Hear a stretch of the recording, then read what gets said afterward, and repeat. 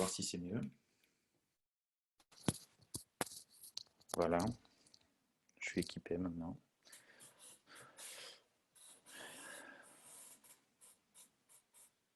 On va bientôt commencer, chers amis, pour pouvoir laisser le temps à l'échange. Ok. Et de toute façon, encore une fois, pour celles et ceux qui arriveraient un peu plus tard dans le fil du webinaire, vous aurez la chance de pouvoir retrouver l'ensemble du contenu, ce qui sera mis sur YouTube. Donc, je vous propose sans plus tarder de démarrer.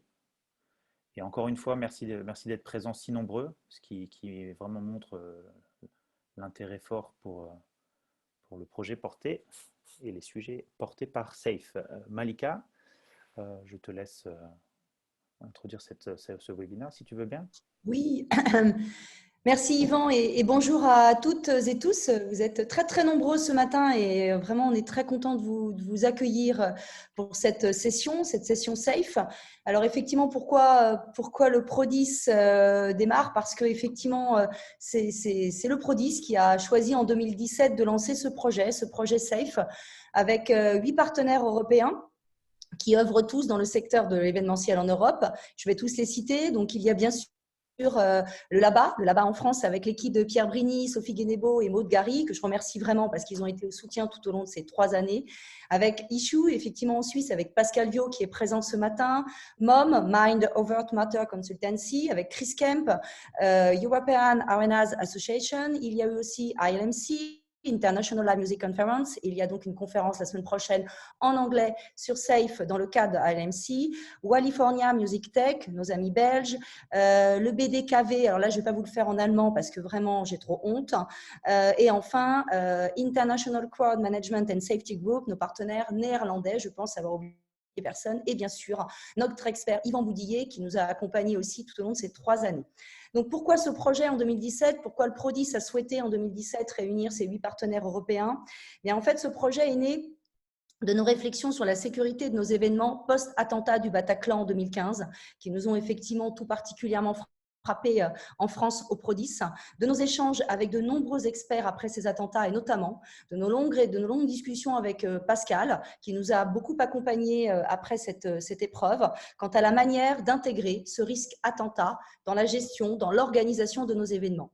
Ce projet est aussi né de la rencontre avec le là-bas, qui nous a accompagnés, qui nous a formés au programme européen et qui nous a beaucoup aidé dans l'élaboration de nos projets. Et enfin, ce projet est aussi né de l'intérêt partagé avec des partenaires européens qui ont aussi souhaité être réunis à nos côtés pour lancer ce programme européen dont on vous présente aujourd'hui les résultats. Quel était l'objectif? Notre objectif était de développer des compétences des professionnels en charge de la sécurité des événements et des lieux de musique en Europe, car nous avons tous fait le constat que nos équipes techniques, artistiques tournent en Europe et qu'il fallait développer des formations, des compétences communes à tout le monde pour diffuser des savoirs et des innovations. Alors effectivement, on a commencé en 2017 post-attentat du Bataclan et nous terminons en 2021 dans le cadre d'une crise sanitaire mondiale qui nous impacte fortement, dont on n'est absolument pas encore tout à fait sorti. Et le projet SAFE a donc dû se réadapter sur cette dernière séquence pour prendre en compte la question de la sécurité sanitaire qui est devenue donc l'une des nouvelles priorités du secteur. Donc effectivement, ce projet est né d'un premier choc avec les attentats. Il s'achève avec cette crise mondiale qui frappe un secteur marqué par ce qu'on appelle le présentiel qui est aujourd'hui interdit. Donc ça nous a vraiment ramené aux origines du projet, c'est que tous ces chocs exogènes, qui sont de plus en plus nombreux malheureusement et qui frappent notre secteur, doivent être pris en compte dans la gestion, dans l'organisation de nos événements. Sur la dernière étape de ce projet, l'ensemble des partenaires en Europe ont souhaité appréhender le nouveau risque sanitaire pour apporter des solutions pratiques, des solutions théoriques au défi de la gestion des foules, puisque c'est effectivement ce qui nous préoccupe tous en temps de crise sanitaire à un niveau européen et au-delà international. Alors, on s'est inspiré d'énormément d'initiatives en Europe et au-delà. Notamment, je peux citer les expérimentations qui ont pu être menées dans le cadre de concerts en Europe et qui seront menées prochainement en France, à Marseille, mais aussi à Paris. Et si vous le souhaitez, on pourra y répondre puisque le Prodis travaille sur une de ces expérimentations à Paris qui aura lieu en avril à l'Accor Arena. Et effectivement, donc, tous ces événements ont été pris en considération dans la dernière étape du projet SAFE. Alors, tout au long de ces 3 années, nous avons eu de la chance parce qu'on a pu bénéficier des réflexions, du travail mené par des experts de haut niveau. Et aujourd'hui, je suis vraiment très heureuse de partager avec vous les résultats de ces années de recherche, d'expérimentation. On va présenter la mise en place de programmes innovants d'éducation à la sécurité pour les professionnels de l'événementiel. On va parler d'études sur l'impact de la crise sanitaire sur le secteur de l'événementiel et on fera véritablement aussi un point sur ce dernier événement Safe Hackathon avec les résultats de ces 4 défis auxquels vous avez participé nombreux. Collecte et traitement des données, expérience du spectateur, gestion des flux, distanciation sociale, c'est le nouveau terme à la mode, et acceptation sociale de tout cela aujourd'hui. Car notre public doit accepter également tout cela, il faut y travailler. Donc vraiment, je pense que ça va être une matinée très enrichissante, en tout cas je l'espère, et je souhaite vraiment remercier tous nos partenaires sans lesquels ce projet n'aurait absolument pas pu être mené, et tout particulièrement Pascal Viau, Yvan Boudillet, toute l'équipe du LABA, qui ont permis que le projet se déploie ces derniers mois alors que nous subissions tous une crise terrible. Vraiment, je vous remercie parce que vous avez beaucoup donné, beaucoup contribué. Et bien évidemment, ce projet n'aurait pas pu voir le jour sans le soutien de l'Europe grâce au financement d'Erasmus+. Donc, c'était une vraie première fois pour le PRODIS, ce programme européen, ce projet européen. Ce fut une formidable aventure qui a été riche en rencontres et en échanges. Et nous espérons véritablement que cette aventure continue à l'issue de cette réunion, parce qu'aujourd'hui, comme le dit Pascal, c'est un collectif qui va vous faire une offre, qui va vous faire des propositions. Et nous espérons véritablement que cette dynamique que nous avons initiée continue, grandisse, se poursuive, que ce ne soit en fait qu'un point de départ pour pouvoir mener à bien tout ce que nous avons pu produire durant ces 3 années. Donc, je vous souhaite une très belle réunion. Je passe la parole à notre chef d'orchestre, Yvan Boudillet, qui va vous expliquer comment se passe la matinée. Et bien évidemment, s'il y a d'autres questions, je suis présente toute la matinée pour y répondre. Merci encore à toutes et à tous. Un grand merci Malika pour avoir ouvert ce séminaire et surtout donné à la fois une perspective de tout ce qui a été accompli au cours de ces 3 années et des perspectives que cela ouvre. Et aussi de la capacité de résilience, ce qui est quand même important de noter de ce secteur d'activité, de tous les partenaires impliqués sur le projet et au-delà, parce que via les hackathons, nous avons rassemblé au-delà des partenaires qui ont porté SAFE, la capacité d'adaptation, la capacité à se mettre au travail pour trouver des solutions, c'est quand même assez notable. Et je pense que SAFE porte beaucoup plus que le postulat de départ, et c'est ça qui est vraiment très appréciable. Alors, pour l'agenda de notre matinée, donc merci encore Malika, on va très rapidement passer la parole à Pascal qui va nous décrire SAFE plus en détail et ensuite nous présenter les parcours de formation qui ont été créés via tout le process de ces 2 ans et plus de travaux. Ensuite, moi, personnellement, je changerai de casquette et je vous présenterai le contexte et la méthodologie du hackathon, mais je laisserai surtout la place à des, on va dire, des rapporteurs, mais plus que ça, des personnes qui ont été impliquées dans chacun des 4 défis que tu as déjà mentionné, Malika, pour nous présenter leurs conclusions, leurs démarches et aussi peut-être ce qu'ils attendent de la suite. Donc avec Nabil Nouman pour le... Voilà, très bien, et parfait. Donc qui va nous parler du challenge sur le tracing en anglais, donc la traçabilité, la gestion des données.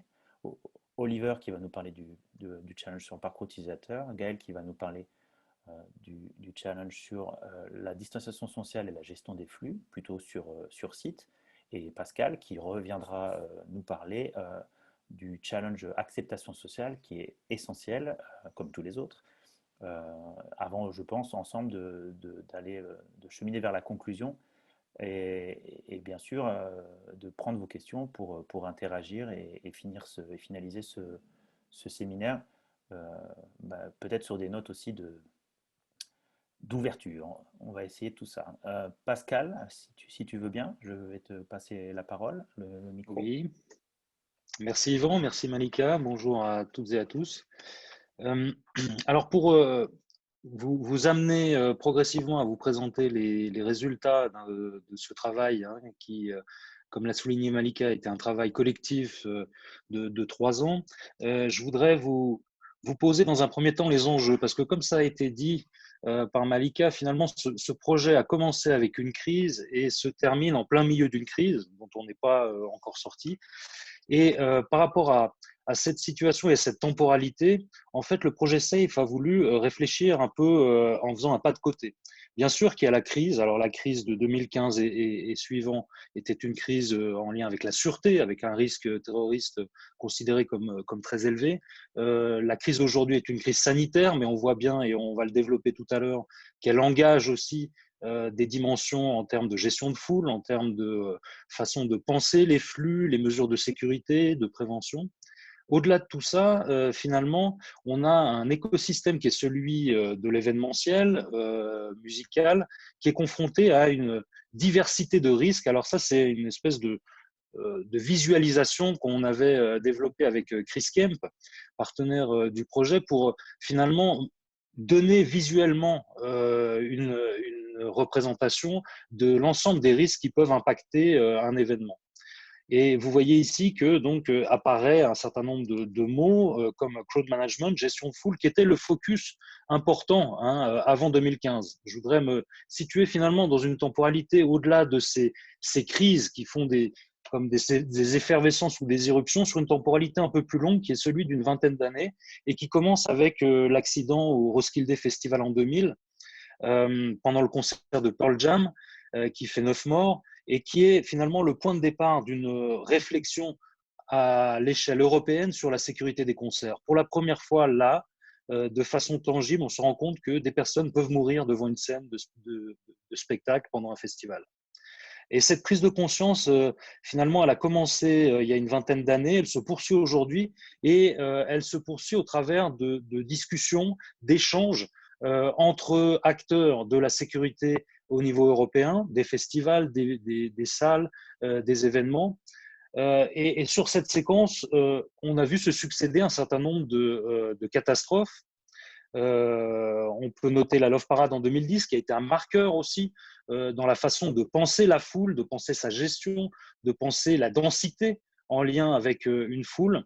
Et puis en 2011, pour le cas des open air, la catastrophe de Pukkelpop en Belgique, un festival frappé durement par un orage violent qui fait là aussi 3 victimes et plusieurs dizaines de blessés. Donc, on est là dans une temporalité qui est avant 2015, façon de dire que l'histoire de la sécurité événementielle ne commence pas en 2015 ou en 2017 quand on a lancé ce projet SAFE, mais s'inscrit dans une temporalité plus large qui remonterait bien sûr à avant 2000. Mais pourquoi je note vraiment, c'est que 20 années qui viennent de s'écouler, on a appris beaucoup sur le risque, durement, au travers de catastrophes, et on a pu capitaliser par de l'échange d'expériences à un niveau international. Je m'adresse aujourd'hui à un public qui est francophone, majoritairement français, et en fait, je ne peux pas m'empêcher de faire le constat que de ces 20 années qui viennent de s'écouler, la France est restée quand même largement en marge de ces discussions pour différentes raisons. Mais cette tendance de constitution de savoir et de bonnes pratiques autour de la sécurité événementielle qui s'est développée depuis une vingtaine d'années en Europe et dont j'ai été témoin, n'a pas infusé, ou en tout cas pas suffisamment, à mon sens, dans les pratiques et dans la façon de penser la sécurité événementielle en France. Si je me resitue au niveau de 2015, évidemment, le Bataclan a été un choc terrible pour toutes nos activités et nous a amené finalement dans cette constellation de risques à mettre le risque terroriste comme marqueur qui englobait tout et qui effaçait finalement l'ensemble des autres risques. Et passé cette séquence, on pouvait se demander qu'est-ce qui viendra après, qu'est-ce qui viendra remplacer le terrorisme comme le risque principal, le focus de nos activités. Est-ce que ça sera le cybercrime? On le pensait avant 2020. Et finalement, c'est le Covid qui est venu prendre toute la place. Donc, on est passé d'une logique où on avait la sécurité, la dimension de sûreté après 2015 a pris beaucoup de place. Et aujourd'hui, je voudrais souligner ça parce que c'est quand même une crainte, c'est que en face de cette sécurité, on aboutisse à une approche très sécuritaire et qui nous amènerait comme on le voit sur ce graffiti, à penser que pour notre sécurité, on ne pourra plus avoir de liberté. Liberté de se rassembler, liberté d'organiser des concerts, d'aller et venir. On voit bien que dans cette crise, il y a aussi une dimension sécuritaire qui est engagée. Et ça m'amène à une réflexion qui est finalement au cœur de ce projet SAFE, qui est que si on veut dépasser cette tendance au sécuritaire, si on veut dépasser aussi une vision sectorisée sur un type de risque, après 2015, il fallait infuser dans nos organisations de l'antiterrorisme. Après le Covid, il faudra avoir une approche en termes de sécurité sanitaire. Pour être résilient, pour continuer à être actif dans nos activités, il faut qu'on arrive à aller vers des approches beaucoup plus intégrées des risques. On ne doit pas être en crise à chaque fois qu'un événement, un seul, vient perturber le déroulement d'un événement. On doit pouvoir normaliser ces risques, les intégrer dans des processus, dans des savoir-faire. Et c'est finalement ça qui est au cœur du projet SAFE. Comment arriver à monter en compétence les acteurs de la sécurité événementielle et les organisateurs au sens large pour être plus à même de gérer les risques. Et avec peut-être une dimension importante également, c'est d'être plus crédible vis-à-vis des autorités publiques et en particulier des forces de l'ordre. De nouveau, je m'adresse à un public essentiellement français, avec peut-être une toute petite parenthèse sur l'actualité et cet article 25 de la loi de sécurité globale. Au-delà de l'intention du législateur qui autoriserait le port des armes pour des fonctionnaires de police qui ne seraient pas en service, ce qui questionne déjà en termes de doctrine, d'engagement et de doctrine policière, j'y vois quand même le symptôme très fort d'un manque de crédibilité des organisateurs d'événements vis-à-vis de la force publique. Je ne peux pas m'empêcher de penser que c'est un constat d'échec par rapport à la capacité des organisateurs à se présenter comme des professionnels de la sécurité événementielle qui peuvent être considérés comme des partenaires crédibles de la coproduction de la sécurité des événements. En arriver 5 ans, 6 ans après le Bataclan à des propositions comme celle-là, ça veut dire que collectivement, on n'a pas été capable de montrer et de démontrer que la sécurité événementielle correspond à des savoir-faire, à un métier, à une dimension professionnelle qui s'apprend, qui s'expérimente et qui doit être reconnue. C'est finalement de ça que découle le projet SAFE dans sa philosophie. L'idée, c'était vraiment de se mettre ensemble et essayer de constituer cette boîte à outils de savoir en lien avec la sécurité événementielle, en se détachant aussi des contextes nationaux, en mutualisant à l'échelle européenne des savoirs, des connaissances, des expériences. On l'a fait au travers de meetings, de production intellectuelle, d'entraînement ou de tests des formations, j'y viendrai tout à l'heure, et d'événements de dissémination comme on peut le faire aujourd'hui.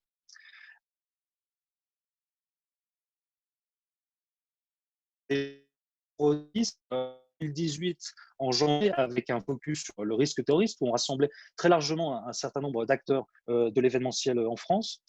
On l'a fait à l'occasion de conférences comme celle-ci, E3S à Londres en 2019. Au travers également du Yes Group, qui est finalement une des matrices de ce développement des standards de la sécurité événementielle. Vous voyez au centre de cette photo Chris Kemp, qui est à la fois le créateur du Yes Group et l'âme qui a permis à ce groupe de se développer. J'ai pris sa suite en 2020 pour faire tenir aussi ce groupe qui est très fort. Vous voyez ici rassemblés une vingtaine de festivals et d'événements en Europe qui travaillent ensemble depuis une vingtaine d'années à constituer ces savoirs et à les promouvoir. Donc échanger, apprendre, réfléchir ensemble, faire réseau, ancrer des savoirs aussi, c'est quelque chose qu'on faisait déjà. Vous voyez sur cette photo Chris Kemp, Gérard Van Dukeren, moi-même et Henrik Nielsen de Roskilde, qui sommes les personnes qui sommes en charge de la coordination de ce Yes Group. Et l'idée, c'était de décupler cette initiative au travers de SAFE, de reprendre la même démarche, de créer des standards de la pratique ensemble avec les professionnels de ce secteur.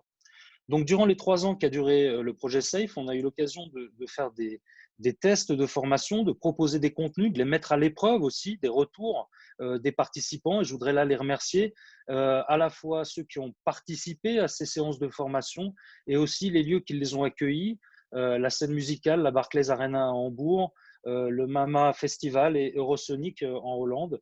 C'est des lieux où on a pu tester nos formations et les améliorer. L'idée, c'est de fournir vraiment un projet de sécurité à l'échelle européenne qui transcende les frontières et les contextes nationaux, qui sont un référentiel, une boîte à outils en faveur de la sécurité événementielle en Europe, qui permettent de monter en compétence tout le monde et de gérer, ou en tout cas de se doter d'outils intellectuels pour penser des crises comme celle du Covid. On y viendra tout à l'heure avec le hackathon, mais je suis convaincu que cette crise peut aussi nous amener vers des choses positives en termes de mise en réseau, de dynamisme, de partage de savoir et d'expérience pour surmonter ces difficultés. Donc, c'est un projet européen. Vous voyez ici la localisation des différents partenaires.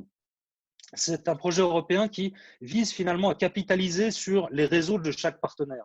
Donc, vous voyez ici se dessiner ce réseau des réseaux. J'ai pris l'exemple de Issue, puisque c'est l'institut que je dirige, qui lui-même est au sein d'un réseau qui, par extension et mutualisation avec les autres partenaires, voudrait arriver à disséminer ces programmes de formation, ces approches au travers de ces différents pays européens. Ça, c'est une carte de potentiel de dissémination avec des organismes, des entités de formation qui ont déjà manifesté un intérêt pour le projet SAFE.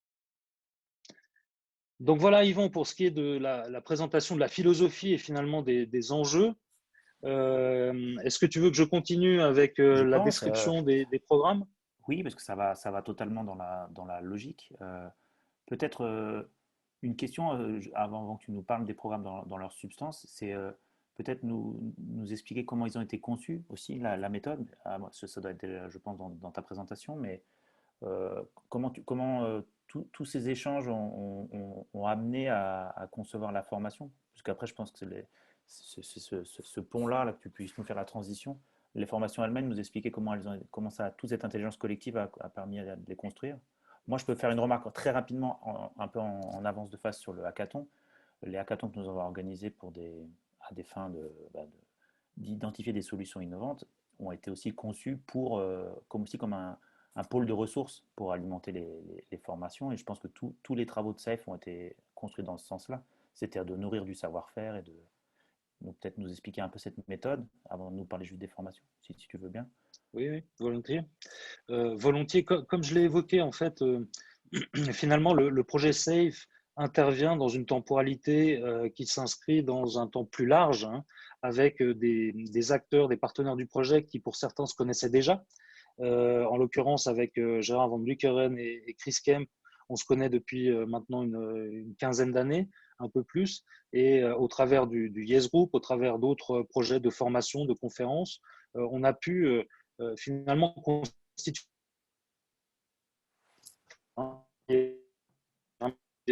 une formation.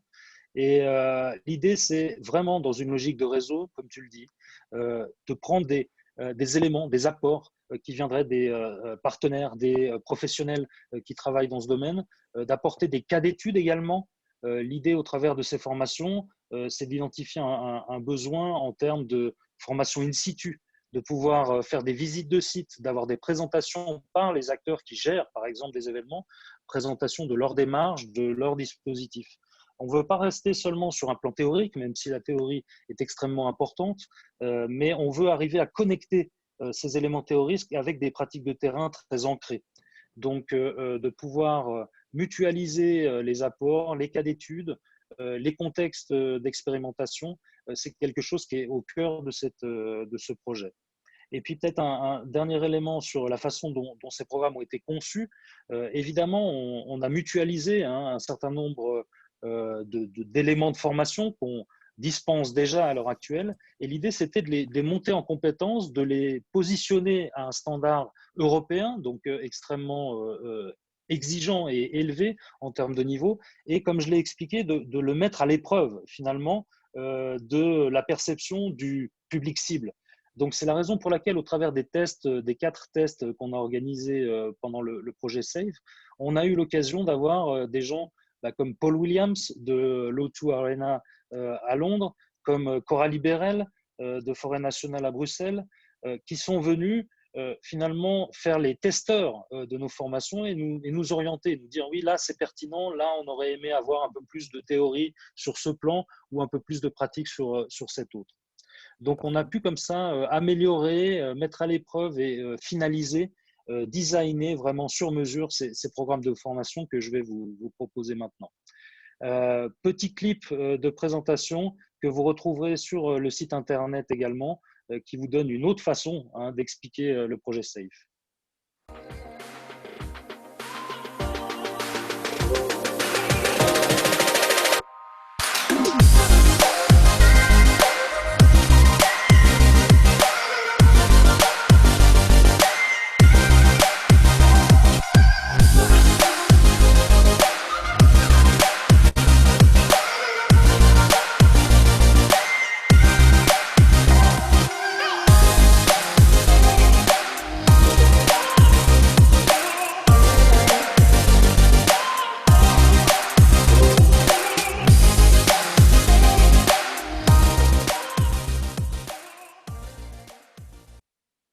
Donc, ce qu'il faut bien avoir en tête par rapport à ce que je vais vous présenter maintenant, c'est qu'on est sur vraiment un financement de ce projet SAFE qui nous a permis d'avoir du temps, de la matière et des ressources pour développer des programmes de formation.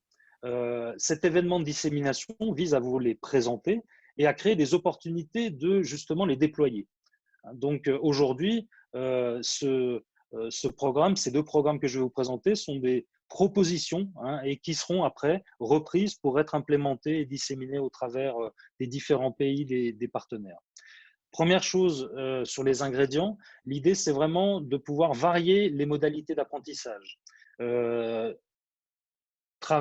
Formation en ligne, théorie, visite sur site, je l'ai mentionné, apprentissage basé sur des exercices, des scénarios, des mises en situation, le tout validé avec des exercices d'évaluation, avec un niveau d'exigence assez élevé pour précisément que cette certification en soit une. Donc, variable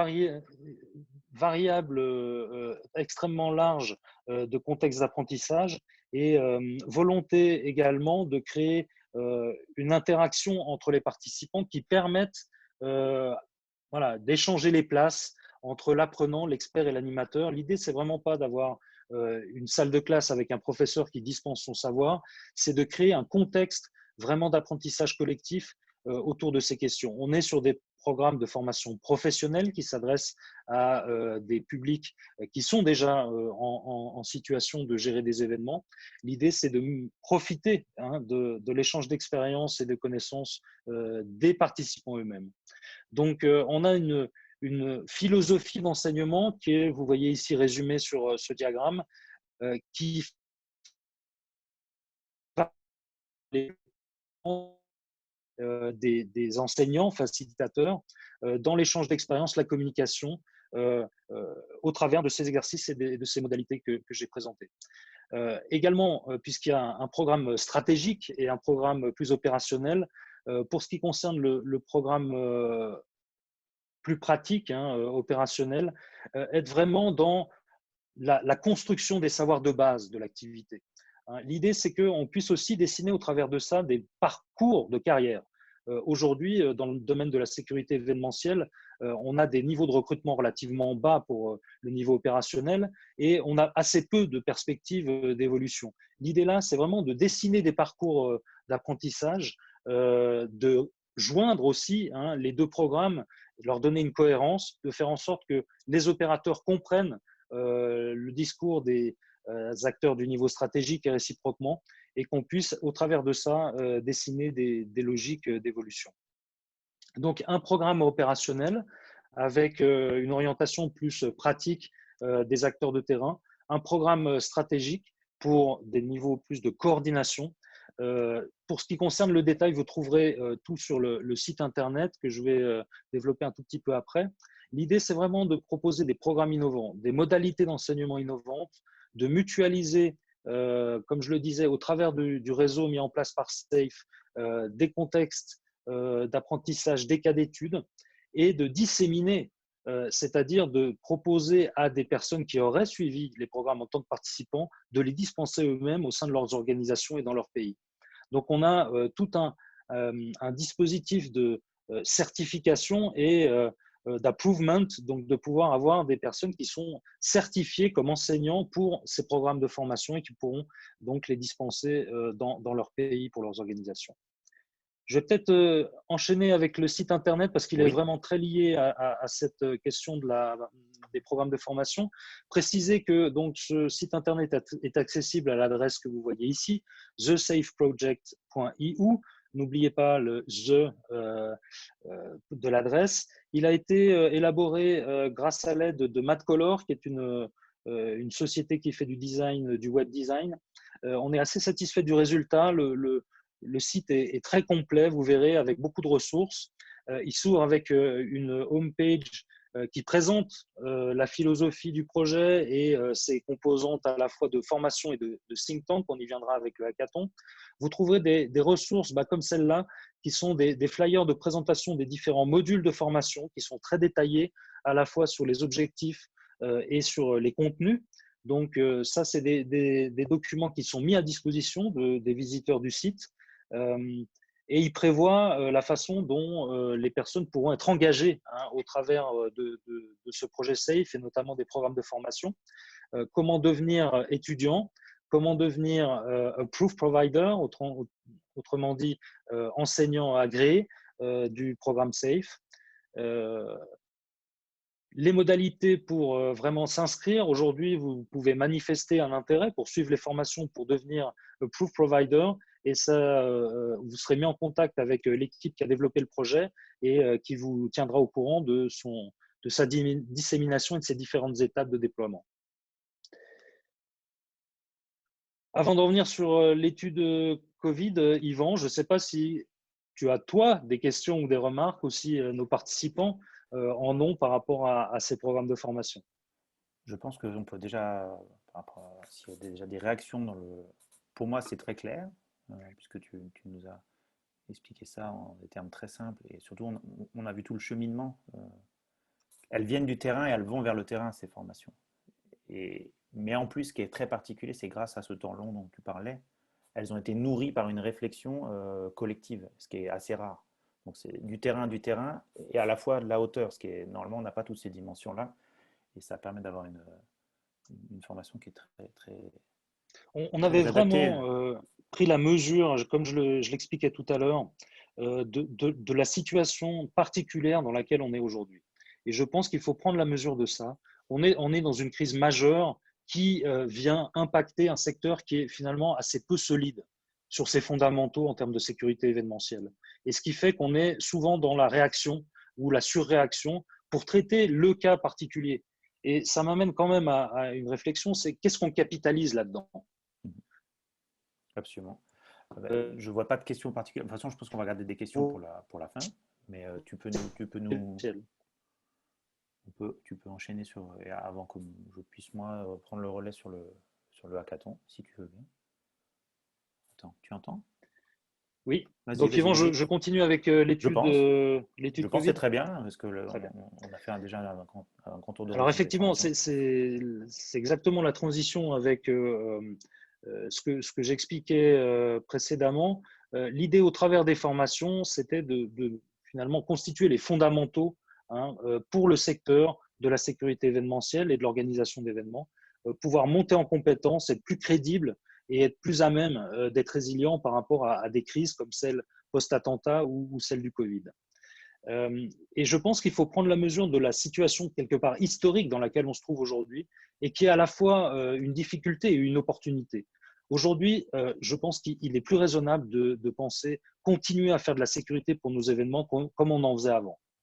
Il faut vraiment qu'on arrive à ce tournant et ce changement de paradigme où on change vraiment le focus et on passe d'une sécurité événementielle qui est encore majoritairement perçue comme un service de surveillance ou de gardiennage, et qu'on arrive vers des approches beaucoup plus souples, adaptées, orientées service pour les spectateurs. Et c'est finalement ce à quoi on est confronté au travers de cette crise du Covid. Il faut qu'on arrive à sortir de la crise meilleur que comme on y est rentré. Donc, cette étude sur l'impact du Covid pour nos organisations d'événements, pour la sécurité événementielle, elle va partir d'une question toute bête, c'est de quelle crise on parle, qu'est-ce qu'on est en train de vivre. Et effectivement, cette crise du Covid, elle est différente des crises qui sont sur le modèle d'un blast initial, d'une catastrophe et qui enclenche un processus de retour à la normale. Probablement que dans cette crise du Covid, on n'aura pas de retour à la normale. On est en train de vivre une crise sans fin, qui ne s'arrête jamais.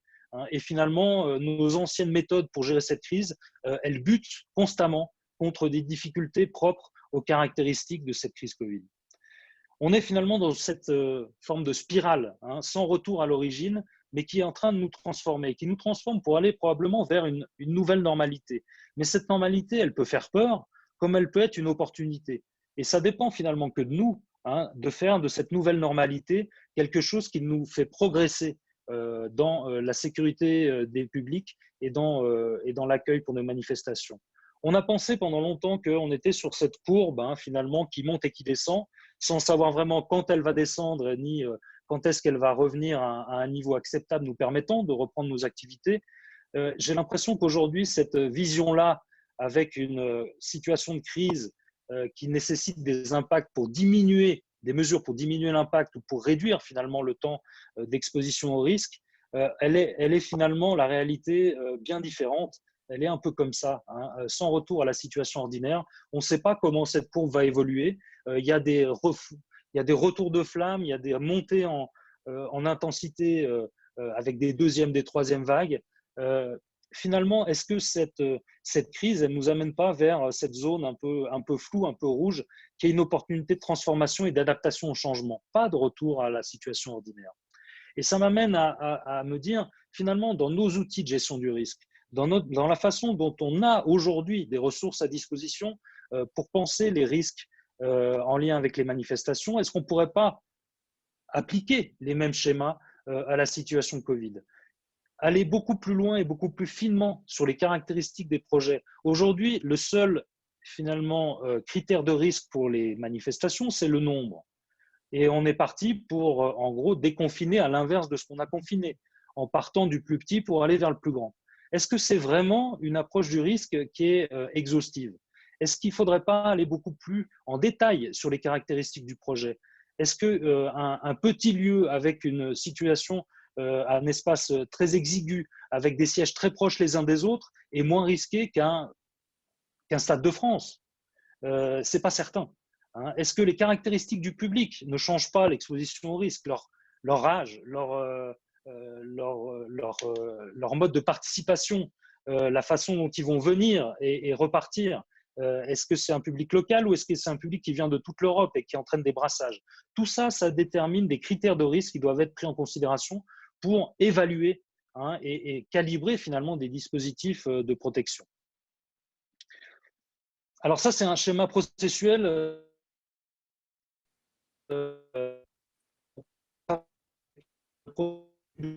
et qui me semble toujours d'actualité finalement. On est toujours dans cette phase entre la phase 1 et la phase 2, où on doit identifier des risques liés à la pandémie qui nous viennent des savoirs médicaux, mais donc il faut qu'on évalue la pertinence dans le contexte événementiel. Construire notre petite boîte à outils avec ce qu'on sait des exigences sanitaires pour aller vers des dispositifs qui sont finalement compatibles avec nos formats d'événements. Et avec un plan qui me semble vraiment un des points les plus critiques, on y reviendra tout à l'heure, c'est comment enrôler les publics à cette démarche de prévention.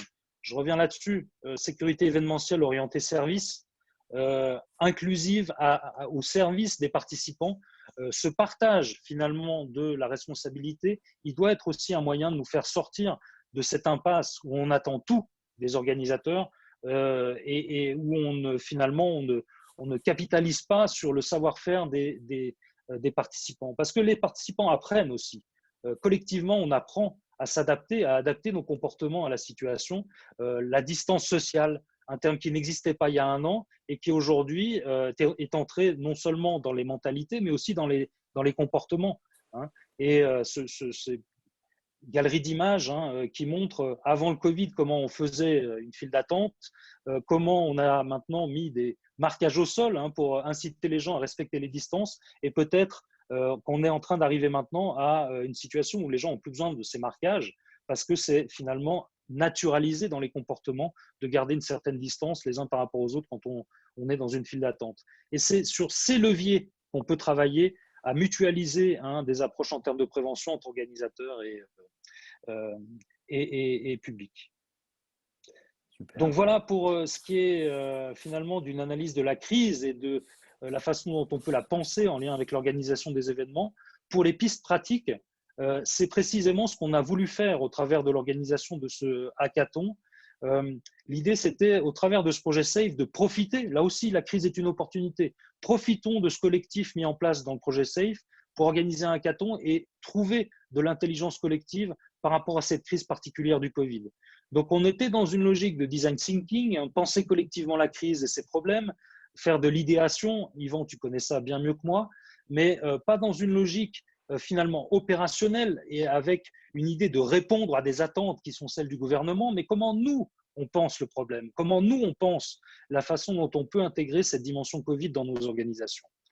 Parce que finalement, depuis un an, on a beaucoup tourné en rond. On a beaucoup répété les mêmes discussions entre professionnels. Et finalement, c'est ce schéma de la connaissance philosophique, le schéma de Kuhn, qui nous amène à dire, c'est en ouvrant, c'est en sortant de la boîte qu'on arrive à changer de paradigme et à trouver des nouveaux angles d'approche des problèmes. Et cette crise se prête précisément à ce genre d'expérimentation. Et c'est pourquoi, en finissant sur cette petite photo clin d'œil, Yvan, de notre présentation commune à California en 2019, je te laisse la parole pour présenter le hackathon et laisser la parole aussi à nos contributeurs. Merci beaucoup, Pascal. C'était très riche et avec beaucoup de sens. J'espère que vous avez toutes et toutes perçu que toute cette démarche, elle est vraiment tournée vers le design de solutions. Design, c'est un mot très anglais, mais opérationnel, mais avec la contribution des acteurs du terrain, de la filière. Et aussi, on va le voir, je pense que c'est ça la clé du succès du hackathon dont je vais vous parler maintenant. C'est aussi d'avoir été chercher des apports d'intelligence, d'expertise, de savoir-faire et des questionnements aussi partagés d'autres acteurs que ceux de la filière. C'est ça aussi qu'on a fait ouvrir la boîte, c'est-à-dire il y a une méthode déjà de travail, d'approche des problématiques qui sont, il y a une autre méthodologie que je vais vous décrire, mais surtout aussi d'avoir invité des startups, des acteurs de la santé, des acteurs de la data autour de la table pour arriver à faire émerger des solutions. Donc rapidement, je vais partager mon écran, si vous le voulez bien. Alors, où est ma présentation? Ici. Est-ce que vous voyez tous mon écran? Ça va arriver. Donc, on a quelques slides en commun. C'était la transition parfaite. Donc, évidemment, ça c'est pour resituer le contexte et aussi moi mon implication. Donc, vous m'avez entendu animer ce débat depuis le début. Là, je prends ma casquette The Link. Je dirige une société de conseil qui intervient sur les sujets d'innovation dans la musique et la culture au sens large, et beaucoup avec le spectacle vivant. Et je travaille avec le Prodis depuis plusieurs années. Et je collabore aussi avec California. California, pour vous situer, c'est un événement dédié aux nouvelles technologies et à la musique qui a lieu au cœur du festival Les Ardentes en juillet et qui en était au moment où nous sommes croisés avec Pascal à sa 3e édition. Dans le cadre de SAFE et avec la participation de California qui était partenaire du consortium SAFE, a été mis en œuvre le premier hackathon qui a eu lieu en juillet donc 2019, dont le but était, comme je vous l'avais peut-être précisé tout à l'heure, d'organiser un événement, donc on est sur pré-Covid, d'organiser un événement. Il y avait un hackathon déjà avec des développeurs. Pour ceux qui ne connaissent pas le fonctionnement d'un hackathon traditionnel, en tout cas dans sa dimension plus technologique, comment ça se passe? En général, vous arrivez avec une sandbox, c'est-à-dire un bac à sable avec des données, de la technologie, et des développeurs s'enferment pendant 48 heures avec des pizzas pour essayer de faire émerger des solutions, des inventions, des services, des nouvelles approches d'un projet ou une solution à un problème. Dans le cadre de SAFE, ce que nous avions choisi de faire, c'était plutôt une approche d'idéation, c'est-à-dire travailler sur les idées et les concepts. On n'a pas été jusqu'à l'expérimentation et le développement de prototypes, mais tourner vraiment vers le fait de créer, d'identifier des solutions, des méthodes et des innovations qui pourraient nourrir, sous forme de boîte à outils, la formation et la certification dont Pascal vient de vous expliquer la démarche. Donc c'était un hackathon vraiment tourné vers la connaissance, le savoir-faire et des outils qui pourraient être exploités de manière très tangible, très pratique par les bénéficiaires et les participants à la formation. Donc concrètement, qu'est-ce qui s'est passé? On a fait un appel à projet lancé par Wallifornia et relayé dans le cadre de Wallifornia. Et surtout, ce qu'on a essayé de faire, c'était de changer de perspective. Comme on dit en anglais, penser hors de la boîte. Qu'est-ce qu'on a fait? On a décidé de s'attaquer au sujet de la sécurité. Je crois que Pascal a mentionné un mot, c'est comme un service, c'est-à-dire avec plutôt une approche spectateur et donc une approche de parcours utilisateur. Donc, la méthodologie qui a été utilisée, c'est au lieu de se poser que du point de vue de l'organisateur et de toutes les frictions et de toutes les problématiques que ça peut poser, c'est d'essayer de comprendre le parcours et tous les points de contact et tous les points de friction et toutes les solutions potentiellement déjà utilisées pour ne aussi pas forcément toujours réinventer la roue et regarder quels sont les usages qui sont déjà les pratiques, puisque Pascal a mentionné quelque chose de très important, c'est dans tout le cycle qu'il vous a décrit, c'est l'importance de la responsabilité partagée aussi. C'est d'engager les publics dans une démarche responsable et dans des comportements responsables. Donc, on a analysé tout ça.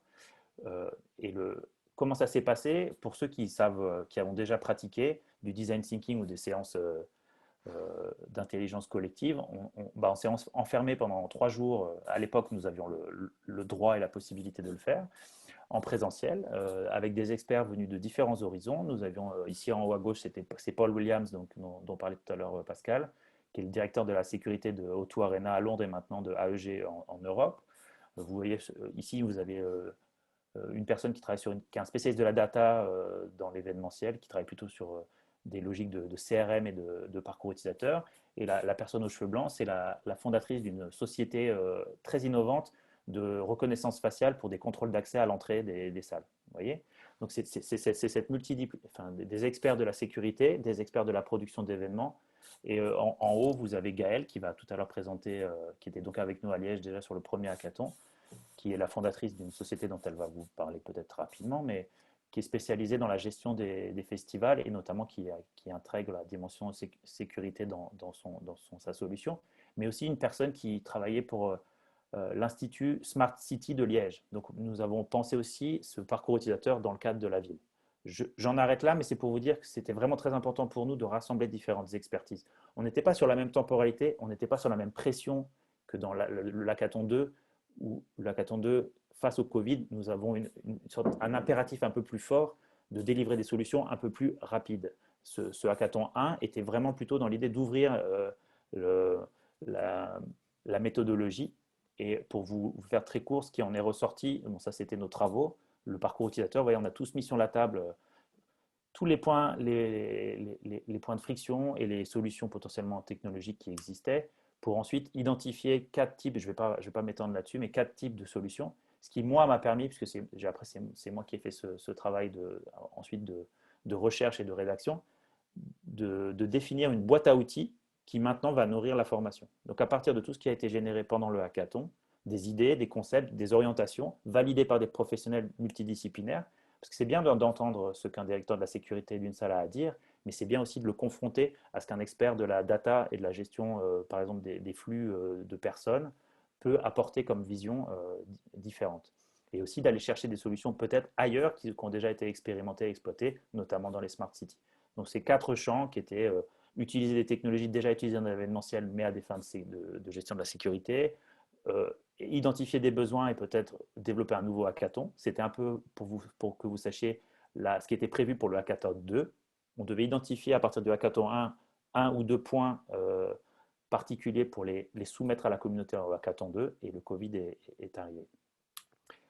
Du coup, le hackathon 2, dont on va se parler, et surtout via les éclairages de nos experts qui ont participé à chacun des challenges, je vais leur laisser la parole. Il a été organisé dans un temps record, j'ai envie de dire, puisqu'on on a essayé d'être réactif par rapport à la situation. Et on a eu l'honneur et la chance d'avoir avec nous des experts de chacun des sujets. Alors, je le sais, il n'y a que des hommes. Et il y a eu beaucoup de femmes présentes pendant le hackathon, je vous rassure. Mais donc, la diversité est quelque chose de très important pour nous. Je me permets de le noter. Nous avons eu la chance d'avoir sur chacun des 4 challenges qui sont décrits ici. Donc, je, je- je ne vais pas m'attarder sur ça puisque chacun des représentants de chaque groupe va revenir sur ça. Nous avons eu une sorte de parrain, de mentor, et avec Paul Williams donc de Auto Arena sur tout ce qui est tracing, avec Daniel Flechter de Primavera Sound. Donc, si vous avez suivi l'actualité, Primavera Sound, donc organisateur de festivals à Barcelone, mais aussi à l'international, ont été un des premiers acteurs du spectacle vivant dans le monde à opérer un concert test. Et Daniel Flechter a un rôle qui est assez unique dans le secteur du live, c'est qu'il est directeur de l'innovation. C'est assez rare. Et en plus, c'est un spécialiste de la data, mais aussi il était très impliqué sur ce test, ce concert test. Donc, l'avoir avec nous sur le parcours client était une chance vraiment forte. Avec Morten également, spécialiste de la sécurité sur les questions de distanciation et de gestion du flow. Et bien sûr, Pascal, que maintenant vous connaissez très bien, qui a supervisé les échanges sur les questions d'acceptation sociale qui, vous le comprenez, sont totalement transversales aux 3 autres sujets. Donc comment, et Pascal va vous en parler pour la conclusion. Moi, en quelques mots, je peux vous récapituler la méthode, mais c'est juste pour vous dire que ce qui était intéressant, c'est que on est parti, on a eu 3 sessions de travail. Une première session où on a mis sur la table les problèmes, on a essayé de les formaliser, d'aller à l'essence de ces questionnements. Donc c'est aussi pour que chacun puisse amener son angle de vue du problème auquel il doit faire face. Et c'est là où c'est intéressant d'avoir une approche multidisciplinaire, c'est que ça peut peut-être parfois donner un pas de côté et aider certains acteurs, potentiellement des salles ou des organisateurs de festivals, qui bloquaient sur un point, de regarder le problème d'un autre angle. Ou inversement, vous imaginez ça. La deuxième session s'est attachée à travailler sur toutes les solutions qui existent, aussi de manière pas désorganisée mais ouverte, pour ensuite, pendant une semaine à distance, donc les 2 premières sessions étaient en format Zoom séminaire, toute la matinée bloquée pour travailler sur ces sujets par groupe. Et ensuite, chaque groupe, et ça a été assez incroyable de voir la mobilisation intense des équipes pendant toute la semaine, ont eu une semaine pour travailler sur la hiérarchisation et la mise en forme des solutions qu'ils voudraient retenir et potentiellement jusqu'au point d'aller de mettre en avant des solutions actionnables. Donc là, on en est à ce stade-là pour que vous compreniez, et vous allez le voir et vous allez le comprendre par l'exposé de nos différents experts. Ce hackathon a été l'occasion de définir des concepts de solutions, pas d'expérimenter des solutions, nous n'en sommes pas là. Je pense que c'est un appel aussi pour la suite. Il y a en puissance dans toute cette matière qui a été produite et cette intelligence collective des potentielles méthodes, des potentiels standards et des potentielles solutions. Aujourd'hui, elles restent en puissance et on espère à minima ce que moi je retiens et ce que je pense que notre communauté retient de tout ce qui a été fait, c'est le premier succès, ou en tout cas la première création de ces hackathons. C'est pas juste les solutions, c'est la communauté qui a été rassemblée. Et ça, je pense qu'on est tous d'accord dans le groupe pour se dire qu'on a envie de poursuivre les échanges et de maintenir cette communauté active et soudée, à minima pour se faire des points réguliers sur des partages d'expériences, pour voir comment chacun des acteurs adresse les sujets, les met en œuvre, et qu'il y ait un vrai partage des bonnes pratiques à l'échelle européenne. C'est déjà essentiel et c'est assez rare. Et SAFE a permis aussi de générer ça. Deuxièmement, il y a de la production intellectuelle qui vient d'une intelligence collective, et vous allez pouvoir l'apprécier par vous-même via la présentation des groupes. Et ce que je vous disais, il y a aussi des pistes qui émergent. Alors forcément, la plupart d'entre elles, elles impliquent un avis du régulateur, elles impliquent chacune un contexte local, puisque chaque pays a son contexte réglementaire et son contexte sanitaire. Et donc, ça va être, pour tout ça, on l'espère, et on l'appelle ici, je pense, de nos voeux, un dialogue avec les institutions, avec les organismes de réglementation, mais aussi, et j'insiste sur ça, parce que nous avions la chance, et c'est Nabil qui va ouvrir le bal, si je puis me permettre, des présentations, nous avions la chance d'avoir des experts de la santé avec nous, mais je pense qu'on peut encore aller plus loin, c'est-à-dire que d'ouvrir cet échange et l'intelligence qui a été créée pendant ce hackathon, de rassembler d'autres expertises potentiellement. Donc, sur la health tech, comme on dit, c'est-à-dire des solutions innovantes pour la gestion de la santé, la gestion des données de santé, etc., etc. Tout ça, ce sera faisable avec des moyens, mais déjà, ce qui est très fort, c'est qu'on a plus que l'envie, on a les gens pour le porter. Et donc, en parlant de gens qui portent de l'innovation, je vais m'effacer pour laisser la parole à nos porte-parole de chaque groupe. Et donc, Nabil, si tu veux bien nous rejoindre pour présenter déjà les conclusions du groupe 1. Donc, Bonjour à tous, vous m'entendez? Oui. Super, hein. Donc, alors, je vais partager mon écran rapidement. Voilà. Et vous me dites si vous le voyez. Oui. Et te présenter brièvement Oui, oui, également, tout si à tu veux fait, tout bien. à fait. J'étais juste en train de gérer la partie technique avant de me présenter Absolument. évidemment à vous. Donc, ben, merci beaucoup, hein. Je voudrais d'abord commencer par remercier les organisateurs, hein, de m'avoir invité à participer à ce super groupe, quoi. Donc, honnêtement, moi, j'ai été ravi d'échanger avec le groupe que je vais vous présenter dans quelques instants. Je reprends ce que dit Yvan à chaque fois, c'est vraiment de l'intelligence collective au service de ce secteur-là. Et voilà, en tout cas, de ma part, c'était un plaisir de collaborer avec vous. Donc, merci pour la présentation, Yvan. Donc, avec toute modestie, hein, donc, moi, je suis médecin, effectivement. J'ai travaillé pendant 20 ans dans la recherche clinique, dans le développement de solutions thérapeutiques et diagnostiques. Et aujourd'hui, j'ai fondé ScienceDetect Healthcare, qui est une société, une start-up, hein, donc, qui œuvre dans la détection ou le dépistage de maladies à l'aide de flair de chien. Donc, des expérimentations qui ont commencé depuis quelques années sur plusieurs maladies et qui vont s'étendre avec ScienceDetect. C'est-à-dire, l'objectif, c'est de le déployer à large échelle. Donc, alors, je ne suis pas là pour vous parler de ce projet, mais je suis là pour vous parler du fruit du travail de cette belle équipe, hein, où j'ai pris plaisir à échanger avec eux, en anglais, s'il vous plaît. Hein. Donc, où il a été question de trouver des solutions pour la thématique du traçage. Donc, une équipe qui s'est réunie à plusieurs reprises et qui, chacun d'entre eux, a apporté son expertise au service de cette thématique qui est le traçage. Donc, avant de parler de cette thématique, je voulais juste remettre le contexte en place. C'est qu'aujourd'hui, on est dans une année d'incertitude qui est due à cette crise sanitaire que tout le monde connaît. Et puis après, il y a quelques questions qui subsistent encore, hein, malgré l'arrivée de la vaccination. Est-ce que 50% de la population sera vaccinée à l'horizon de l'été 2021 ou plus, on l'espère tous?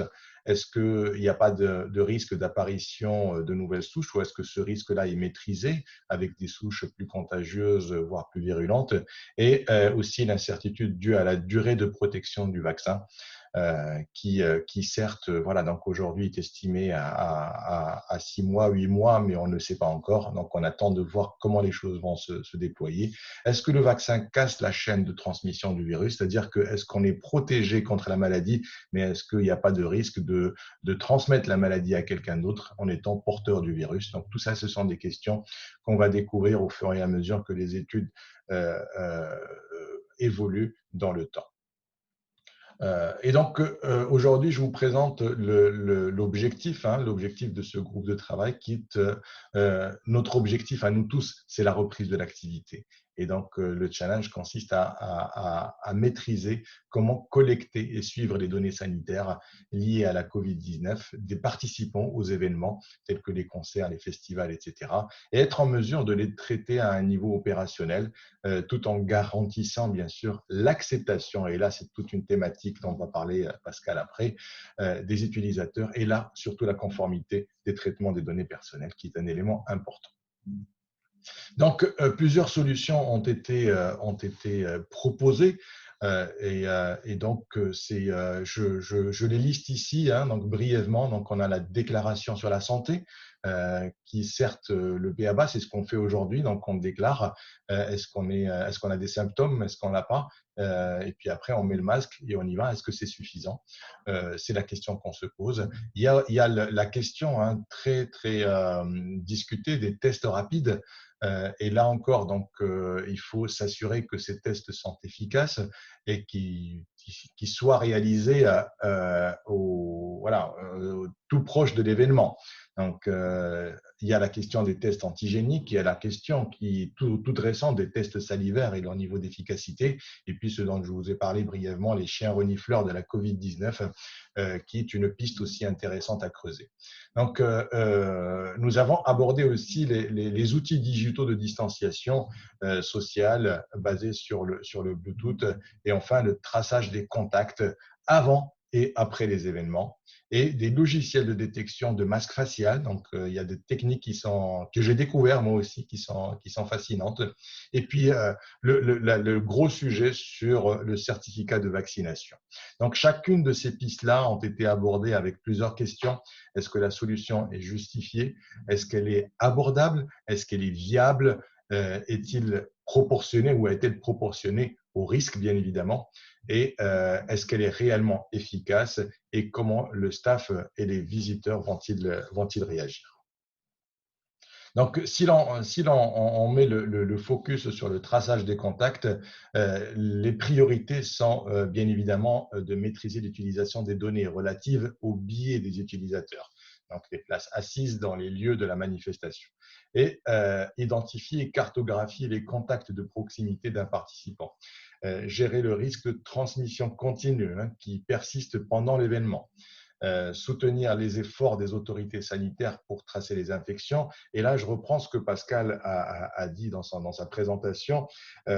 On a besoin, certes, de soutenir les efforts des autorités, mais on a besoin de la collaboration des autorités de santé. Donc, on a besoin, et c'est impératif, d'une collaboration entre les organisateurs et les autorités de santé, ou des autorités de façon générale.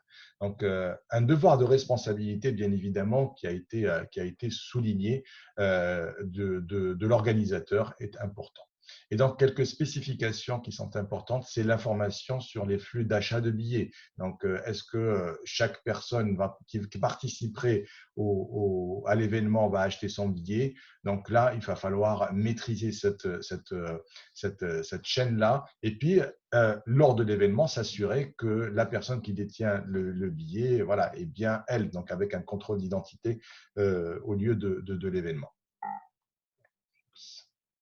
Donc, bien évidemment, il y a des conditions de déploiement qui sont préalables, le respect de la réglementation, la conformité à la réglementation générale de protection des données, qui est un élément d'actualité, le consentement à ce que les données puissent être collectées et partagées, la conformité des soins de santé. Qu'est-ce qu'on fait en cas de découverte d'un cas positif, avant, surtout avant, on sait ce qu'on va faire, mais pendant l'événement et surtout après, et le gouvernement qui devra faire confiance aussi aux opérateurs, et ça c'est un élément sur lequel Pascal a beaucoup insisté, une confiance aux opérateurs pour gérer les données relatives aux soins de santé, et donc aux organisateurs aussi de montrer qu'ils maîtrisent cet aspect-là. Les ressources nécessaires, donc les ressources technologiques, et puis aussi quelles sont les parties prenantes qui sont impliquées dans cet environnement. Donc, en l'occurrence, les organisateurs, les gouvernements, les sociétés de billetterie, et je suis sûr qu'on en a oublié plein d'autres. Donc, Alors, on a parlé beaucoup de la suite. Alors, je me suis permis de mettre un peu quelques pistes de réflexion sur qu'est-ce qu'on devrait faire par la suite. Donc, aujourd'hui, je pense qu'il y a beaucoup d'expérimentations, mais il va falloir passer. Et ça a été évoqué, ça a été fait. Et Malika a parlé tout à l'heure des expérimentations vie réelle. Je pense qu'il faut continuer à mettre en place des expérimentations vie réelle. Et si on souhaite que le gouvernement nous fasse confiance pour reprendre l'activité, il faut apporter la preuve que ça marche. Et c'est avec des expérimentations vie réelle, pas des expérimentations labo, qu'on va pouvoir reprendre cette activité. Il n'y a pas une solution qui est efficace, mais je reprends encore une fois ce que dit Yvan, c'est l'intelligence collective. Et donc, c'est une combinaison de plusieurs solutions qui va permettre de rassurer sur le risque sanitaire et de pouvoir reprendre une activité. Donc, il faut établir des protocoles, il faut les soumettre aux autorités de santé et aux autorités compétentes. Et puis, on a besoin du soutien des pouvoirs publics pour pouvoir rassurer et pouvoir mener et reprendre cette activité. Donc, voilà, donc on est tous là pour la reprise, mais en toute sécurité. Je vous remercie pour votre attention. Merci beaucoup, Nabil. Est-ce qu'il y a des questions à ce stade? Parce que on garde évidemment les questions à la fin, mais c'est des réactions ou des questions pour Nabil sur cet aspect-là. Donc là, Nabil nous a présenté les grandes lignes pour que vous sachiez. Chaque groupe est vraiment allé en profondeur avec à cartographier aussi différentes solutions. Le but ici n'étant pas forcément de toutes les montrer, parce que il y a beaucoup qui sont des hypothèses, et je pense qu'il y a un point très important, et plus on a avancé, c'était déjà un peu le cas dans le hackathon 1, plus on avançait dans les réflexions, plus il semblait que la solution n'était pas la technologie, mais la méthode, c'est-à-dire le travail, la façon de travailler ensemble. Moi, pour ceux qui me connaissent, je suis un expert des nouvelles technologies. Là, il se trouve que les technologies, pour la plupart, elles sont entre guillemets disponibles. On pourrait parler, il y a déjà des expérimentations de traçabilité via la blockchain pour arriver à raccorder un passeport Covid éventuel avec un ticket. C'est pas ça le sujet, c'est de définir les protocoles qui permettent de certifier que c'est la bonne approche. C'est ce que tu disais, Nabil, c'est de travailler en bonne concertation avec les autorités. Donc la technologie, elle n'est pas accessoire, mais elle est déjà là. Là, je pense que le sujet, c'est d'arriver à mettre ensemble les partenaires pour définir des protocoles qui sont efficaces et qui mettent en confiance les différents acteurs. Je crois que tu en es d'accord, non, Nabil? C'est un peu le… Absolument, je suis tout à fait d'accord et je reprends bien sûr ce que tu as dit. J'ai présenté les grandes lignes. C'est vrai que les discussions ont été beaucoup plus détaillées pour aller un peu plus dans le détail de chaque solution. Mais bon, j'ai relevé le défi que m'a lancé Yvan et Maud de présenter le fruit de ce travail en 10 minutes. Donc, c'était ça. Voilà, je vous remercie beaucoup. Merci beaucoup, Nabil. Je vais passer la parole à Oliver. Oliver. Bonjour Yvan, bonjour à tous. Bonjour. Vous m'entendez? Oui. Donc Oliver, à toi de nous présenter les conclusions et puis les orientations du groupe 2, on va appeler ça, donc sur le parcours utilisateur, le parcours du spectateur. Je t'en prie, à toi. Absolument, la parole. Merci beaucoup. Bonjour à tous.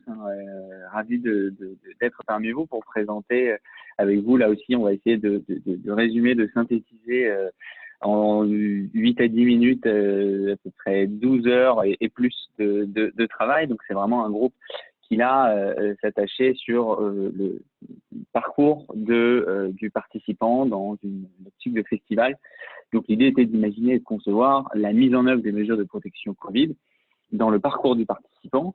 Et on va le voir, c'est à la fois de la prise d'information, donc la situation où là, les futurs festivaliers peuvent être, qui n'ont même pas encore acheté leur place pour les festivals qui sont déjà en vente, jusqu'à post-festival, comment est-ce qu'on retire tous les enseignements et en essayant de proposer une sorte de checklist. Les participants, donc là aussi, je pense qu'à l'image des autres groupes, on était à la fois assez divers d'un point de vue des profils, puisque des univers des salles avec la Altice Arena au Portugal, des éditeurs de logiciels de billetterie, des experts en sécurité événementielle, et puis des spécialistes de la communication dans le spectacle vivant. C'est moi à ce titre-là que je parle. J'ai cofondé D-Light, une société qui aide les professionnels du spectacle vivant dans la gestion de leurs données à des fins de connaissance publique, fidélisation et acquisition et relations clients. L'objectif, donc, je le disais, de ce groupe de travail était de voir en quoi le Covid était spécifique dans l'expérience que vivront les festivaliers cette année. On le sait, sera comme aucune autre année, mais il s'agissait ici d'intégrer ces changements et de proposer une grille de lecture qui peut un peu faire office de checklist pour les professionnels, pour être sûr d'avoir pris en compte la présence du Covid un peu à chaque étape du parcours client. On a donc pour cela, je disais, décomposé l'expérience. Vous verrez que ça va être le fil conducteur de mon propos, avec toujours en tête l'idée de proposer des solutions concrètes, même si celles-ci peuvent, dans certains cas, et je préfère le dire tout de suite, être inutilisables ou tout simplement déjà expérimentées et pas validées. Donc voilà. Attention, c'est pas du tout une recette magique incontournable, c'est plutôt un pense-bête. L'idée de ce groupe a été de rentrer dans le détail un petit peu de chacune. Là, malheureusement, on n'aura pas le temps, j'essaierai d'en éclaircir quelques-unes. Mais surtout, il y a je pense, une vertu qui est dans l'exhaustivité. On a essayé vraiment de penser à chaque étape de la recherche d'informations, je disais, jusqu'à la sortie du festival, en se mettant tour à tour, à la fois dans les baskets d'un festivalier, et puis on a tous des parcours professionnels différents, mais ce qui nous unit d'un point de vue personnel, c'est qu'on aime tous et qu'on a tous participé à de nombreux festivals. Donc, à la fois être dans les baskets vraiment d'un festivalier, mais en même temps dans celle d'un professionnel qui doit communiquer sur un événement, gérer des flux qui peuvent être dans certains cas absolument massifs, gérer l'information des spectateurs qui peuvent venir d'un grand nombre de pays pour lesquels les situations sanitaires sont différentes, pour lesquelles les restrictions sont spécifiques. On a dit quelques mots juste tout à l'heure sur la méthodologie de ce hackathon. Alors là, on a remplacé les post-it et les grands crowbars et les tableaux Velleda par l'équivalent d'un point de vue virtuel. Donc voilà comment on a commencé ce processus d'idéation, avec vraiment déjà dès le début une volonté de procéder de manière chronologique. Et on a vraiment procédé sous la forme de questions pour surtout ne pas essayer de régler le sujet au moment où il se posait, mais essayer de l'envisager avec vraiment beaucoup de naïveté au débui pour se mettre vraiment dans la peau d'un festivalier qui pourrait, cette occasion, découvrir le monde du festival pour la première fois. On pense au jeune public. Donc cette méthodologie, j'y viens, comme je disais, elle se décompose d'une manière chronologique et par étapes. On commence bien sûr par la recherche d'informations, et c'est pour beaucoup de festivals la situation dans laquelle nous sommes là dès aujourd'hui. Je m'interroge, je m'informe, je suis les annonces de line-up, je suis les annulations. Parfois, on a vu avec beaucoup de tristesse que déjà certains très grands festivals avaient préféré annuler pour cette année. On voit qu'en France, la réception des restrictions donc de maximum 5000 personnes assis et en plein air commence déjà à engendrer une diversité de réponses entre ceux qui disent c'est pas jouable dans ces conditions, on annule, et d'autres qui à l'inverse disent c'est l'occasion, plutôt l'obligation d'imaginer un festival sous un format différent. Mais voilà, donc cette première partie où on est aujourd'hui, qui est essentiellement axée autour de la communication, dans l'idée d'inspirer et de rassurer les festivaliers potentiels. Vient ensuite la phase de prise de décision qui pour des festivaliers locaux et attachés à votre festival peut être assez rapide, mais qui pour qui des festivaliers qui pourraient venir de l'étranger et donc pour qui le trajet jusqu'au festival pourrait s'apparenter à un parcours du combattant, c'est une phase encore plus décisive. Et puis vient l'achat de billets. Là aussi, c'est à ce moment-là que les notions de données et de collecte d'informations qui peuvent être sensibles, on le verra, rentrent en ligne de compte. Et puis, toute la phase d'organisation, je prépare ma venue au festival, je m'organise. Il peut se passer un certain temps entre le moment de l'achat de billets et l'accès aussi, puisque vient le moment d'arriver à un festival, et on le sait, on peut l'imaginer assez aisément, c'est déjà un point de friction assez essentiel, puisque c'est vraiment là maintenant que le public commence à affluer, et que surtout ce public qui afflue est désormais un peu la responsabilité d'un organisateur ou d'une équipe d'organisation, puisque c'est cette équipe qui a la faculté, la responsabilité de les faire entrer sur le site. Et puis, bien sûr, le festival en lui-même, avec toutes les activités que cela comporte. Et dans un festival, écouter de la musique, c'est pas la seule activité qu'on fait. On peut boire des bières ou aller fumer une cigarette. Tout ça, bien sûr, suppose d'avoir pris en compte dans l'expérience et dans la signalétique des lieux. Et puis enfin, la sortie du site, puisque là aussi, des afflux importants de public qui peuvent se faire et qui derrière se répercuter dans les transports en commun. Et enfin, et on a pensé que c'était essentiel vraiment de terminer là-dessus, l'après-festival, puisque l'expérience qui est vécue cette année est à nul autre pareil. Elle va laisser une grande place, et je pense que cette matinée a suffi à vous convaincre, si ce n'est pas le cas, à l'expérimentation. Et qui dit expérimentation dit retour d'expérience, tirer les enseignements, et donc c'est pour ça qu'on pense que le contact post-festival avec les festivaliers est la clé de validation de toute cette démarche. Alors plus précisément, et vous verrez que je m'attarderai sur quelques-unes, mais ce framework, si on peut dire, ou cette grille de lecture sera accessible si vous le souhaitez, dans la phase de recherche d'infos, et beaucoup de festivals le font déjà, la coopération avec les autorités sanitaires, le fait de faire la promotion des gestes, des mesures barrières, et dans certains cas des campagnes de vaccination, et déjà globalement la norme pour la plupart des festivals, puisqu'ils savent que le fait de juguler ce virus est une condition sine qua non pour qu'ils se tiennent. Mais on a vu certains vont plus loin avec vraiment des programmes de formation beaucoup plus avancés et beaucoup plus denses pour les équipes et pour les bénévoles, pour qu'ils et elles soient prêts, et informer tout cela, informer les spectateurs potentiels que le sujet est vraiment pris de manière très sérieuse, à la fois dans le lien avec les autorités sanitaires, mais aussi les formations concrètes et pratiques que l'on peut donner au public qui sera amené à recevoir justement les festivaliers sur le site, a été pris en compte. La phase de prise de décision, on le sait, hein, pour certains festivals, et encore plus quand il s'agit de venir de l'étranger, l'investissement financier et puis également l'investissement en temps est important. Et donc, on pense plus que jamais que les politiques d'assurance et de remboursement en cas d'annulation, alors que cette annulation soit due à l'annulation de l'événement en tant que tel ou à l'impossibilité de s'y rendre du fait de restrictions sanitaires, fermeture de frontières ou autres, sera plus que jamais un critère de choix, un critère de prise de décision très très important. Et également l'actualisation des informations au fil gouvernemental est une clé essentielle pour susciter la prise de décision. Le maître mot là-dedans étant aussi la transparence de cette information.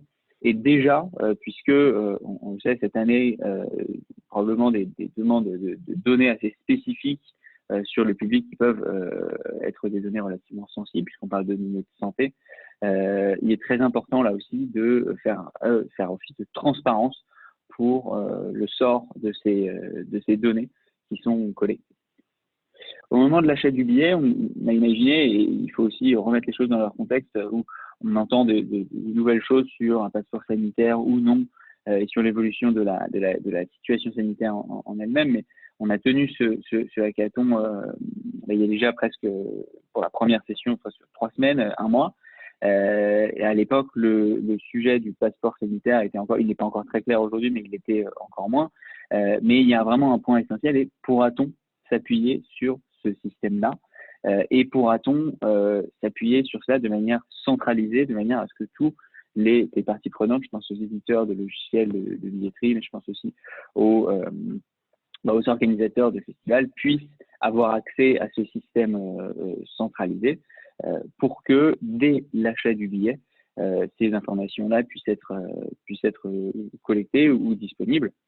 Est-ce que les billets peuvent être en vente avec des prix différents selon que le test est réalisé au moment de l'accès sur le site ou réalisé à l'avance et dans ce cas-là fournit une preuve de ce test-là. Là aussi, c'est certainement un élément à prendre en compte dans le pricing des billets, puisqu'on le sait, le coût d'un test, s'il est fait sur site, peut peser assez lourdement sur l'organisation d'un festival. Il y a un point aussi qui nous semblait essentiel relatif au marché secondaire, et on le sait, si on a pas mal travaillé avec la donnée de billetterie, il est fréquent que les données des participants réels, c'est-à-dire ceux qui se rendent sur le lieu, ne soient pas les données des acheteurs, soit parce que un billet a été acheté pour être offert, ou alors pour être disponible pour un groupe, soit parce qu'il y a une importance du marché secondaire. D'où l'importance de, si ce système centralisé a lieu, d'avoir une parfaite circulation de l'information avec le marché secondaire, de manière à ce que le festivalier qui réellement se rendra à l'événement puisse être dans les bases de données contactables par l'organisateur. Olivier, une fois que ce billet est acheté, oui, ouais. Il faudrait qu'on puisse passer au groupe. Je sais que c'est très riche parce que le parcours utilisateur, c'est à peu près la synthèse de tous les événements. Pour qu'on puisse tenir le timing, il faudrait qu'on puisse passer la parole à Gaël. Par contre, ce que je peux suggérer, c'est de brosser un peu plus rapidement les éléments sur les différents suivants, mais que de toute façon, les gens peuvent te contacter et aussi ce document-là, il est visible et il sera consultable via la vidéo, puisque l'ensemble des données. Pas de problème. À toi. Ouais. Désolé de faire très rapidement. Alors, bien sûr, ouais. Au moment de l'organisation des transports, donc, des partenariats avec des organismes de transport et des tours opérateurs, aussi pour rester au fait des restrictions et surtout très important de rester au contact, on va dire de manière quotidienne ou hebdomadaire au moins jusqu'à la tenue de l'événement. Et puis, au moment de l'accès du site, on a pensé à pourquoi pas des autoscans de billets, de manière à ce que les bénévoles ou les personnes qui travaillent avec l'équipe du festival pour scanner les billets ne soient pas, eux, très impliqués et sujets à des contaminations. Et puis, pourquoi pas des partenariats avec des réseaux de centres de tests. Sur le site, on a pensé à des campagnes visuelles, des campagnes audio, pourquoi pas qu'ils pourraient associer des artistes pour rappeler toutes ces restrictions et puis bien prévoir des espaces masque-free, notamment on parlait des zones fumeurs et des zones à proximité des bars. On parlait des outils technologiques, mais le cashless nous semble aussi une solution très importante. Et puis au moment de la sortie du site, là aussi, il y a désormais on dispose d'éléments pour distinguer les titulaires de passes journaliers et de passes multijours pour gérer des sorties et éviter les regroupements. Éviter les regroupements également à la sortie des lieux et donc pour ça collaborer avec les municipalités et les régies de transport. Et puis, après le festival, bien sûr, il paraît évident de pouvoir contacter très rapidement, de manière massive, les festivaliers en cas de suspicion et de tenir une enquête assez approfondie auprès du public pour connaître leurs ressentis et valider a posteriori toutes ces choses-là. Je vous remercie pour votre écoute et je passe la parole à Gaël et bonne journée à tous. Un grand merci Olivier. Évidemment, c'est très complet parce que vous avez été vraiment au bout de chaque sujet. Et ce qui est intéressant, c'est que ça donne la vision d'ensemble de cette logique de parcours utilisateur avec beaucoup d'enjeux. Mais déjà, on le voit, des solutions qui sont envisageables et qui sont potentiellement aussi expérimentales et tu l'as ressouligné. Gaëlle, à toi l'honneur. Si tu veux bien. Bonjour à tous. Donc moi, je vais vous présenter le résultat de notre challenge. Alors, je vais partager mon écran. Voilà. Est-ce que vous voyez mon écran? Pas encore, mais ça. Pas encore. Enfin, si, mais on voit un écran noir. Ah, bon, ça commence mal. Tu veux que c'est la présentation qui est en ligne, Gaëlle? Ouais, c'est bon là, Ah, c'est normalement. bon, on est C'est bon. bon, Super. voilà. Nous, le défi qui nous était présenté, c'était de répondre à une question finalement assez précise, qui sont quels sont les bons outils, les bonnes pratiques de ces outils pour faciliter la gestion des flux, la gestion des foules, et répondre aux exigences en matière de distanciation physique et d'espace disponible pour les participants. Donc c'est une question évidemment très technique et terre à terre, et on a essayé de réfléchir sur cette question de façon très concrète. Alors pour ça, on était une équipe très diverse et voilà, composée d'experts en fait en sécurité et sûreté, de start-up, d'outils technologiques, enfin, de créateurs d'outils technologiques, également d'organisateurs d'événements. Et donc on a réfléchi tous ensemble et cette diversité nous a permis d'avoir vraiment tous les différents aspects de la question. Et donc, je vous laisse découvrir notre équipe sans tous les citer puisque nous n'avons pas beaucoup de temps. Alors, tu peux quand même prendre une seconde pour te présenter, Gaëlle, aussi. Oui, pardon. Oui. Alors, moi, je suis Gaëlle Duquesne, je suis la cofondatrice de Réoline. Nous, on est créateurs de logiciels pour les organisateurs, on va dire, d'événementiels grand public, plus spécialement les festivals. Et on offre des solutions qui permettent de répondre aux différentes problématiques qui s'imposent aux organisateurs de festivals, et notamment une solution qui s'appelle Réoline 911, qui permet le monitoring de la sécurité et on va dire, des incidents pendant un événement, que ce soit des incidents de sécurité, de santé, des incidents technologiques, etc., et d'y apporter une réponse. Donc, pour en revenir à notre sujet du jour, donc aujourd'hui, on avait une question très, très concrète à laquelle on devait répondre, et on s'est dit, on va d'abord essayer, avant de répondre concrètement à cette question, il faut étudier toute la problématique, en fait, et tous les aspects de cette problématique. Et en réalité, pour pouvoir bien répondre à la question, il faut qu'on ait un certain nombre d'informations, et notamment, la première des choses, c'est une bonne compréhension et des détails spécifiques de l'événement. C'est-à-dire quel est le parcours physique des visiteurs, comment ils viendront sur le site, comment ils entreront et comment ils sortiront du site, comment ils vont circuler à l'intérieur du site ou du lieu, mais également le nombre de visiteurs attendus et à quel moment, sur quelle période. Est-ce qu'ils vont arriver longtemps à l'avance? Est-ce qu'ils vont dormir sur place? Est-ce qu'ils vont rester sur place longtemps? Toutes les installations qu'on a prévues et leur fonctionnement, mais également quels sont leurs taux de débit, leur niveau de service, et à mettre en parallèle avec les taux de fréquentation attendus selon les horaires et les périodes. Également tous les protocoles de gestion des flux, gestion de la foule et des urgences sur place.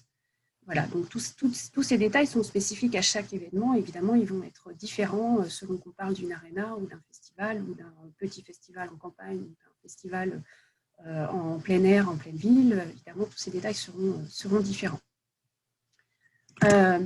Ensuite, il va falloir avoir une très bonne compréhension de la dynamique des flux, la dynamique des foules. Donc ça, c'est une question très, très technique, auquel il y a des réponses très pratiques et très concrètes et très techniques. Et qui passe par trois choses, notamment la compréhension de la densité de foule, c'est-à-dire le nombre de personnes par mètre carré, et les différents niveaux de service, c'est-à-dire est-ce qu'on a une grosse densité ou une densité plus réduite. Ensuite, la circulation de la foule, c'est-à-dire le nombre de personnes et par mètre et par minute, c'est-à-dire à quel niveau est-ce que la foule circule correctement ou est-ce qu'on peut faire face à des accumulations de personnes. Et donc, c'est les différents niveaux de service. Alors, effectivement, je vous présente ça de manière très profane. Il y a des réponses très techniques et des choses qui existent, des outils qui existent pour y répondre, et j'y reviendrai un petit peu plus tard. Et évidemment, il faut comprendre le principe des files d'attente et des goulots d'étranglement concernant la foule. Il faut également comprendre, bien comprendre qu'est-ce qu'on entend par la distanciation physique. Alors, on n'a volontairement pas appelé ça la distanciation sociale, parce que là, on est vraiment dans du concret. Donc, on en parle bien de distanciation physique entre les personnes. Donc déjà, quelle est la valeur de distanciation? Parce qu'elle peut varier d'un endroit à l'autre et d'un pays à l'autre, notamment si on parle d'1 mètre, 2 mètres, 1,50 m, etc. Ensuite, comment on la mesure? Est-ce qu'on parle de nez à nez, d'épaule à épaule, voilà, à partir de quoi on la mesure? Et comment on mesure également l'espace nécessaire à chaque personne? Est-ce qu'on parle de zones statiques? Est-ce que les zones statiques, où la foule est statique, ou les zones dynamiques, est-ce qu'elles doivent être traitées différemment? Ou est-ce qu'on parle des mêmes standards? Ensuite, quel est le bon modèle de répartition à utiliser? C'est-à-dire quand on dit comment on va fixer la jauge de notre espace selon comment on répartit les gens. Donc surtout, on parle de répartition statique. Est-ce qu'on va partir de un rang sur 2? Est-ce qu'on parle de répartition globale, etc. De répartition en carré, en hexagone? Enfin, il y a plein de modèles. Et enfin, est-ce qu'on parle d'une approche individuelle ou d'une approche par groupe? C'est-à-dire, est-ce qu'on compte les gens par individu? Est-ce qu'il faut compter une distance entre chaque individu de notre public? Ou est-ce qu'on parle d'une approche par groupe? C'est-à-dire qu'on va prendre les gens par groupe et mesurer la distance entre ces groupes. Donc, tout ça nous pose un petit peu, nous donne un petit peu les axes de réflexion de ce challenge. Et en réalité, ça a soulevé un peu plus de questions que ça n'a apporté de réponses. Et notamment, on a été confronté à 3 questions principales. La première, c'est où commence et se termine la responsabilité de gérer la distanciation physique pour l'organisateur.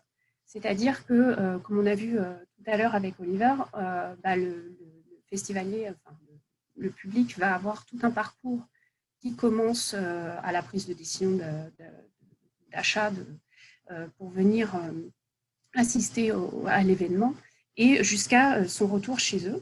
Et où se situe la responsabilité de l'organisateur, jusqu'où on doit gérer cette distanciation physique et comment on détermine qui a la responsabilité des décisions sur ce parcours-là.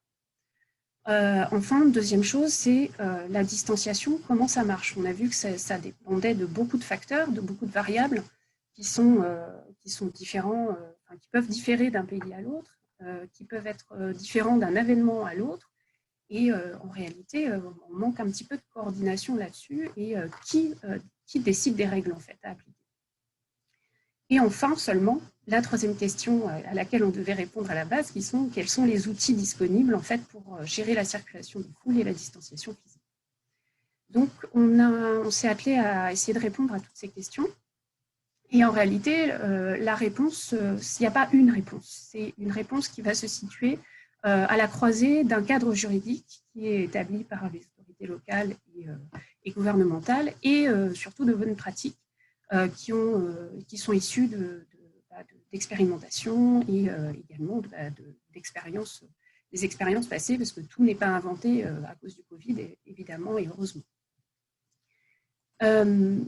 Donc, la première des questions, c'était où démarre et se termine la responsabilité de l'organisateur. Donc, généralement, la réponse qu'on a, c'est surtout dans ce qu'on appelle le dernier kilomètre avant l'événement, donc à l'arrivée où le public se masse en fait pour arriver et sortir de l'événement. Mais en réalité, la réponse, elle n'est pas si facile dans un contexte Covid et il y a de nombreux acteurs qui sont impliqués dans la décision finale, qui peuvent être les sociétés de transport, les sociétés de billetterie, comme on a vu. Voilà. Et en réalité, on ne sait pas qui va prendre la décision finale et à qui incombe la responsabilité de l'État. Donc, on a vu donc, le cadre juridique, effectivement, c'est chaque pays, chaque administration locale dispose d'un cadre juridique propre qui peut même varier de pays à pays, évidemment, mais également de localité en localité. Donc, c'est très compliqué de s'y retrouver. Et on a vu aussi qu'en réalité, les autorités locales n'ont pas toujours les bonnes réponses à apporter aux organisateurs, que les différents partis impliqués généraient un peu de confusion dans les décisions finales, où un opérateur de transport pouvait décider finalement du destin de l'organisation d'un événement en disant « moi je prends pas la responsabilité, je ne veux pas m'impliquer, donc ça peut conduire à l'annulation d'un événement.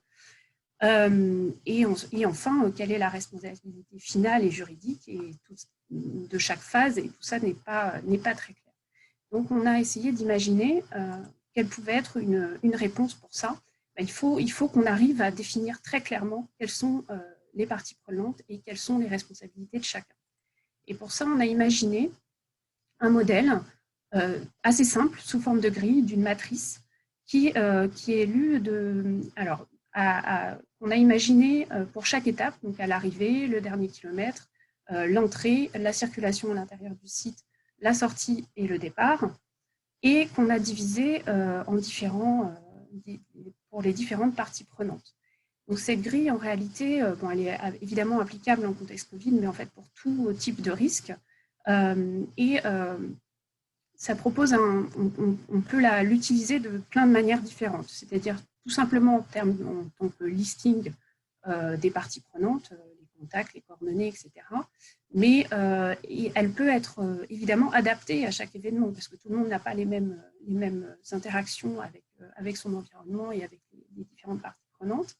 Donc, on peut tout à fait les découper. Là, on l'a découpé en phases, mais on peut aussi l'adapter, et on peut les adapter par zone, par exemple, par zone géographique. On peut lister des noms et des coordonnées, mais aussi on peut lister des enjeux, des problématiques et des décisions qui ont été prises suite à des réunions avec les différentes parties prenantes.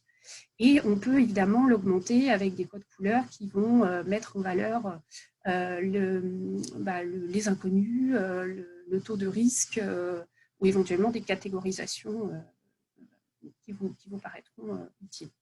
Donc voilà, c'était un premier outil qu'on a imaginé assez simplement, mais qui peut être très très utile dans la suite des choses. Pour la deuxième question, la distanciation, comment ça marche? On l'a vu tout à l'heure, on l'a abordé. Il y a beaucoup de paramètres et beaucoup de variables qui sont différentes d'un endroit à l'autre, parce que effectivement, chaque pays a sa propre valeur de distanciation. On va parler de 2 mètres dans un pays, de 1,50 m dans le pays d'à côté, et encore moins après ou plus. Les jauges sont différentes d'un pays à l'autre. Enfin, voilà, tout ça est assez confus, et on a vu que ça peut être assez confus pour les opérateurs qui sont amenés à circuler dans les différents pays. Donc, l'idée ici, ce serait d'étudier en fait chacun des paramètres en termes de bonne pratique. Donc, comment est-ce qu'on mesure la distanciation et l'espace nécessaire, comme je vous disais, c'est-à-dire la valeur de distanciation. OK, on nous dit c'est 1 mètre, mais c'est 1 mètre à partir d'où? Est-ce que c'est, on dit nez à nez? Est-ce que c'est de l'épaule à partir d'épaule à épaule? Donc, ça, c'est pas déterminé, en fait. Donc, et quand on parle de distanciation statique, ça peut compter. Selon qu'on compte de nez à nez ou d'épaule à épaule, ça peut paraître petit, mais multiplié par le nombre de gens, ça peut avoir des impacts sur la jauge et le nombre de gens qu'on peut accueillir. Ensuite, comment est-ce qu'on va définir? Oui. Est-ce qu'on pourrait se garder 3 minutes pour ensuite garder du temps pour les questions, je pense. Ouais. Si tu veux que j'accélère, il n'y a pas de souci. Ok. Je sais que c'est difficile de résumer autant de matière et de travaux en si peu de temps, parce que tout est hyper intéressant. C'est juste pour pouvoir garder un espace d'échange avec les participants. J'accélère, je vous laisse lire. Donc effectivement, il y a tous ces paramètres-là à prendre en compte qu'on a déjà vu un petit peu tout à l'heure. Donc l'espace disponible, est-ce qu'on parle d'espace total ou d'espace net utilisable, c'est-à-dire sans les installations structurelles? Est-ce qu'on parle d'une foule statique ou dynamique? Et comment on a établi la répartition statique? Est-ce qu'on est dans une approche individuelle par cluster? Et en fait, tout ça va nous permettre de déterminer la jauge de notre structure. Et en réalité, comment ce qui est vraiment ressorti comme problématique, en fait, qui n'est pas une solution, mais qui serait un début de réponse, c'est qu'on souhaite vraiment établir des normes qui soient communes à tout le secteur. Et donc, il faudrait pouvoir établir un groupe de travail, établir un questionnaire soumis à tous les professionnels de la filière, pour qu'on puisse aujourd'hui nous-mêmes établir une norme et devenir un interlocuteur fiable et qu'on prend en compte dans les décisions politiques en fait, qui sont aujourd'hui nous sont imposées au lieu d'être discutées.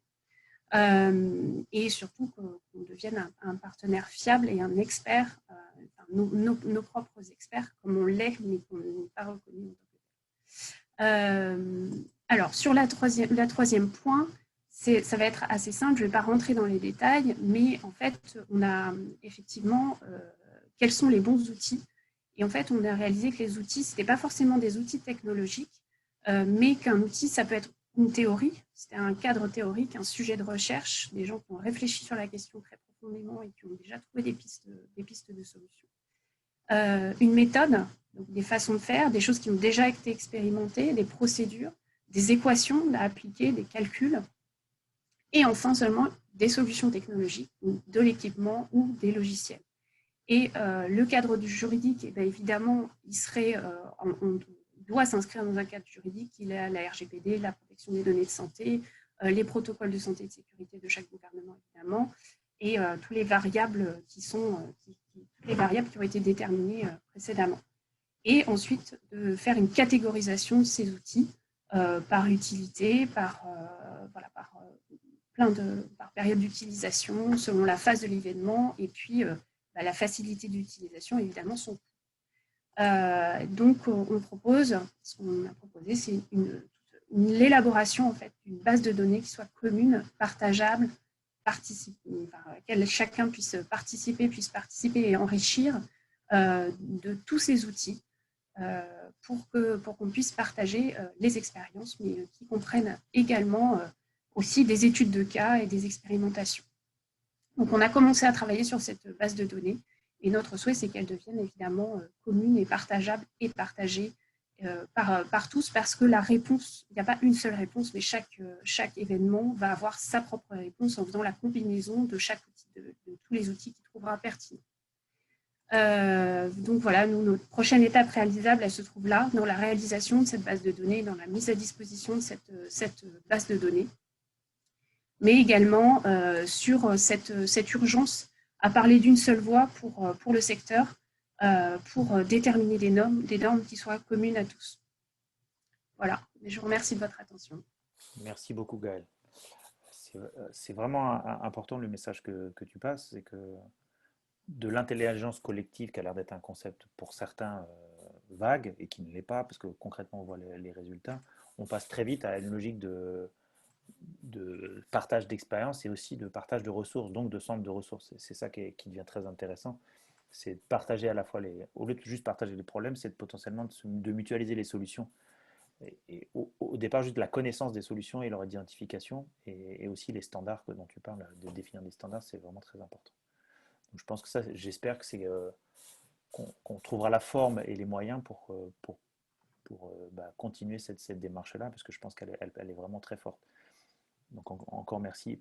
Pascal, tu vas avoir deux casquettes, celle de représentant du groupe 3 sur l'acceptation sociale, 4, pardon, et puis également commencer à adresser quelques éléments de conclusion, si tu veux bien.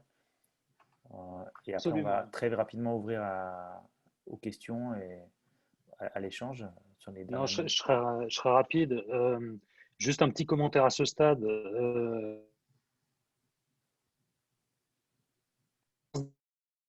D'analyse qu'on est en train de proposer là. Et cette ressource collective, quel dommage qu'elle ne soit pas suffisamment exploitée. Aujourd'hui, on est sur une logique de traitement de nos enjeux, qui fait un raccourci extrêmement rapide entre des impératifs sanitaires et un comportement des publics cibles. Et je pense que pour s'en sortir, si on devait proposer une vision sur ce monde d'après, il faudrait tenir compte de tout ce qu'on vient de présenter là comme capacité de traduction d'objectifs de gestion du risque sanitaire dans l'organisation d'un événement. Les spécialistes de la sécurité sanitaire ne sont pas des organisateurs d'événements. Ça semble trivial de le dire, mais il faut le poser là. Nous sommes censés être des professionnels de l'organisation d'événements.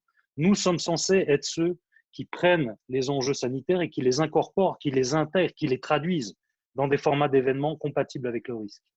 Donc ça, c'est le premier décentrement, à mon avis, que le projet SAFE est en train de proposer. Le deuxième, et qui est en lien avec ce Challenge 4 sur l'acceptation sociale, c'est qu'est-ce qu'il en est des publics cibles?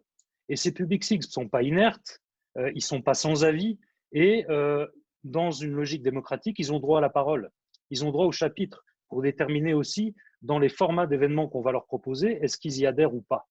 Est-ce qu'ils sont d'accord de vivre cette expérience-là? Est-ce qu'elle est compatible avec leurs aspirations ou leur vision du risque? Est-ce qu'elles sont adéquates à leur perception aussi de ce qui est nécessaire, utile ou superflu en termes de mesures? C'est exactement ça auquel ce groupe s'est attaché, avec une équipe un peu plus réduite que les autres groupes. Vous le voyez ici, 4 personnes.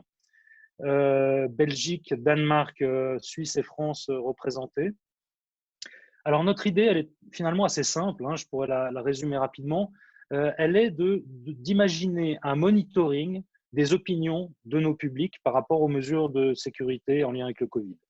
Donc, mener une enquête européenne, par exemple, et multidisciplinaire sur l'acceptation sociale du public eu égard à ces nouvelles directives. Et mettre en place un suivi, parce qu'on voit bien qu'on est dans une situation instable où les opinions varient aussi très vite.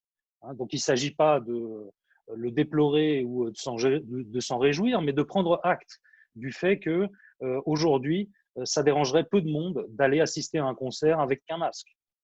Les choses ont évolué. Mais où est la limite?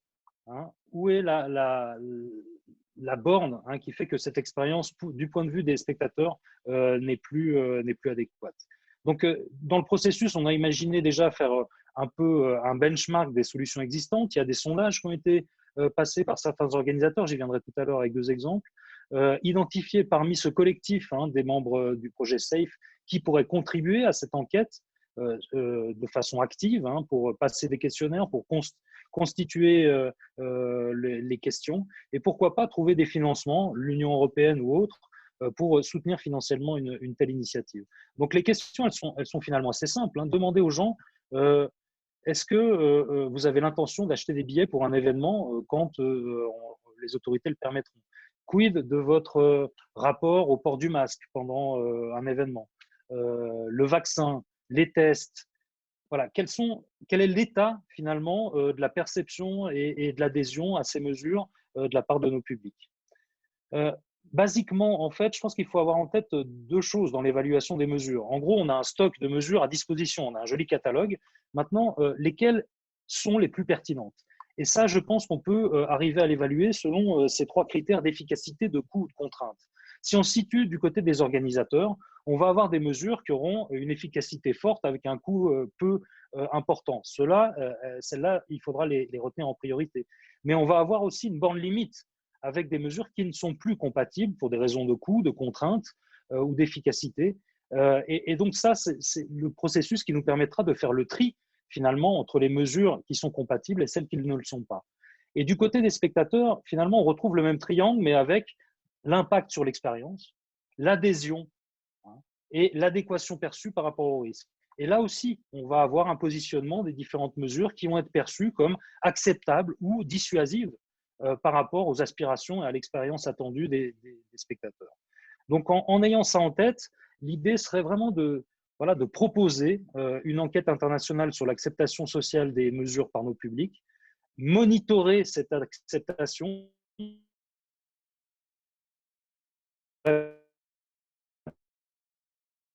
ces sondages ou ces enquêtes. Pourquoi pas les compléter par des panels de discussion? C'était des idées qu'on trouvait très, très intéressantes. Prendre des catégories d'âge, des fanbases, des nationalités et voir est-ce qu'il y a des variations ou pas. Les réseaux sociaux sont aussi un lieu d'expression d'opinion qui est important et qui serait probablement riche en termes de compréhension finalement de l'acceptation sociale. En bref, l'idée serait que SAFE puisse être un hub, un centre de monitoring des opinions sur les mesures de sécurité sanitaire pour mesurer, orienter les choix qui devront être faits sur telle ou telle mesure en termes d'adhésion de la part de nos publics. Donc, je le disais, cette démarche, elle reprend finalement des initiatives qui ont été déjà enclenchées. Je vous donne 2 exemples ici.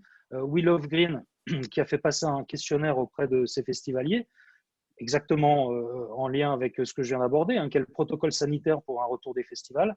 Et du côté du Paléo Festival pour lequel je travaille, on a aussi lancé la semaine dernière un sondage sur le sujet. Et je vous livre en primeur hein, et un peu en confidentialité les premiers résultats, mais on a eu plus de 15 000 réponses en une semaine, ce qui est le record sur des opérations comme celle-là. Ça, c'est déjà le premier enseignement, le premier résultat fort. Nos spectateurs, nos festivaliers ont un besoin de s'exprimer, de donner leur avis sur ces sujets. Et vous le voyez ici, 43% accepteraient de présenter un test négatif pour accéder à l'événement. Ça veut dire que ce n'est pas la majorité, mais c'est quand même 43%. Là, on est sur des chiffres bruts qui doivent être analysés. 72% accepteraient d'utiliser une application de traçage, hein, comme on en a eu dans les restaurants à l'automne en Suisse quand les restaurants ont réouvert. 67% accepteraient de porter un masque toute la soirée pendant un festival en plein air. C'est quand même un chiffre qui amène à la réflexion. Et évidemment, hein, ce type de prélèvement d'opinion serait à répéter, par exemple, dans les semaines qui viennent. Donc, en résumé là-dessus, et je vais venir maintenant à la conclusion, hein, je le disais, énorme richesse tirée de cette production intellectuelle collective en lien avec le hackathon, ce qui nous amène à confirmer finalement toute la pertinence et la portée du projet SAFE par rapport à une stratégie de dissémination qui s'ouvrirait maintenant. Alors, je voudrais préciser juste quelques éléments en conclusion. La première, pour revenir sur ce que je disais en début de séance, la crise a mis en lumière un certain nombre de nos faiblesses collectives à l'échelle de notre secteur de l'événementiel, notamment sur notre capacité à gérer le risque et sur la crédibilité de nos organisations dans une démarche de sécurité événementielle. Et pourtant, la compétence est là. On peut le voir à l'œuvre aujourd'hui. Et pourtant, des savoirs existent. Ce qu'il faut, c'est arriver à les formaliser et à les dispenser, à les partager. Et c'est la raison pour laquelle, finalement, ce qu'on vient vous présenter là, au travers de cette dissémination aujourd'hui du projet SAFE, c'est deux injonctions. La première, c'est construisons ensemble les standards de nos pratiques. Et le projet de formation, il vise à cet objectif. Construisons ensemble. Ce que je prétends vous apporter là, ce n'est pas la Bible de la sécurité événementielle à reprendre et à apprendre par cœur. C'est un cadre méthodique d'apprentissage des standards de nos activités. Et il faudra qu'on le fasse ensemble. La proposition, c'est une main tendue, c'est de dire construisons ensemble au travers la participation à ces programmes, au travers sa dissémination avec des formateurs agréés, construisons ensemble des cursus de formation qui vont faire monter en compétence l'ensemble de notre secteur. Donc on est là sur un appel à partenariat finalement. Les personnes qui sont là présentes, participants, manifestez votre intérêt pour faire partie de ce projet de formation. Et puis le deuxième mot d'ordre, ça serait construisons ensemble une capacité d'intelligence collective, comme on l'a fait là au travers du hackathon, pour penser la crise et l'adaptation de nos activités. On voit la richesse de cette approche pluridisciplinaire avec des gens qui viennent de la production, de la technique, des nouvelles technologies, de la sécurité événementielle, des gens qui finalement ne se parlent pas en temps normal. Et c'est l'opportunité de la crise de faire se rencontrer ces compétences-là et d'aboutir à, comme je l'expliquais en début de parcours, une forme d'intelligence et d'innovation. Donc, continuons à faire de SAFE et de ce projet un hub qui connecte des savoirs différents à différentes échelles et voir différemment les enjeux qui sont les nôtres aujourd'hui. Donc, la main est tendue, la proposition est faite. Contactez SAFE en cas d'intérêt. Yvan et moi-même sommes bien sûr à disposition du côté, moi plutôt, des programmes de formation, Yvan du côté hackathon pour y répondre. Sur le site web de SAFE, vous avez également une rubrique contact où vous pouvez poser des questions. Et puis, n'oubliez pas non plus que suite à ce moment aujourd'hui de dissémination, il y en aura un la semaine prochaine en anglais dans le cadre d'ILMC, qui est la plus grande des conférences annuelles dans l'industrie du live en Europe et dans le monde. Donc, c'est une vitrine aussi intéressante. Et puis, la la chaîne YouTube du Safe Project, où vous allez retrouver donc l'enregistrement de cet événement et de celui d'ILMC, d'autres sources additionnelles, des enseignements en livre. Et l'idée, c'est que cette chaîne s'alimente au fur et à mesure à partir de son lancement aujourd'hui. Et bien sûr, le site internet thesafeproject.eu, qui est donc déjà en ligne et qui vous permettra d'avoir un complément à tout ce qu'on vous a présenté aujourd'hui. Merci. Voilà, Pascal. Yvan, je vois passer un petit sondage. Oui, voilà. Alors ça on aime bien. Et ça a été, cette approche-là, on l'a quand même mis en pratique, pour que vous sachiez, dans le cours même du hackathon. C'est-à-dire qu'on interrogeait nos participants sur l'alignement entre leurs attentes et le format, c'était une démarche agile, on appelle ça. C'est pas que des grands concepts. Et c'est intéressant aussi pour tous ceux qui peuvent douter d'une démarche comme ça de design thinking, que ça peut porter des fruits très concrets. Mais c'est surtout ça part de la volonté des acteurs de participer et d'apporter quelque chose. C'est ça je voudrais juste moi remercier tous les participants de ce hackathon, les organisateurs évidemment, le Prodis, tous les partenaires de Safe et tous les participants individuellement et collectivement, parce que j'ai rarement vu ça, pour tout vous dire. On est face euh, à une crise qui est quand même très dure, qui nous met tous dans une situation complexe à gérer, et pourtant les gens tous les participants sont venus avec l'envie d'apporter quelque chose, de s'interroger ensemble, et aussi, ça, c'est pas forcément quelque chose que vous pouvez voir là, mais d'avouer, cette démarche, elle a été aussi, c'était pas une réunion où on va réclamer quelque chose, mais c'est une réunion où on va potentiellement dire qu'on ne sait pas, mais qu'on va pouvoir peut-être trouver la solution en commun. Ça a l'air d'être des grands mots, mais ça l'est pas, parce que c'est ça l'innovation, mais qui s'appuie sur le terrain, sur l'expérience et sur des gens qui savent faire leur métier, d'organiser des événements et qui vont faire évoluer les pratiques, comme tu disais Pascal, grâce à des formations. Et moi, j'espère en tout cas pour la partie qui est plus dans ce que je connais et ce que je porte au quotidien avec The Link, c'est l'innovation et par l'expérimentation. Je pense Nabil l'a aussi rappelé. On espère aussi que Safe, à mon sens, il y a trois sujets. La formation, elle est là, elle est sur les rails. Deuxièmement, ce qu'on va faire perdurer, et on va voir sous quelle forme, c'est ce centre de ressources et d'intelligence partagée avec sûrement des rendez-vous permanents. Le Slack qu'on a mis en œuvre, il va perdurer. On va essayer de trouver des rendez-vous pour continuer à échanger. Et trois, moi je l'espère, mais on ne connaît pas encore la forme que ça va prendre.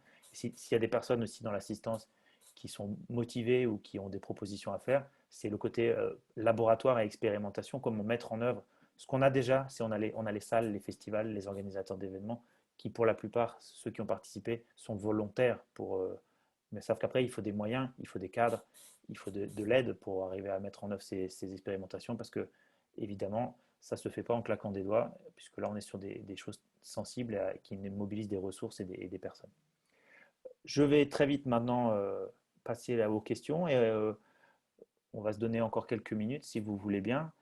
Euh, et encore merci à tous les participants. Il y avait une que j'avais relevée il y a un certain temps maintenant dans le fil des échanges, mais je voulais passer la parole, c'était aussi à Étienne Papin, si tu es là, Étienne.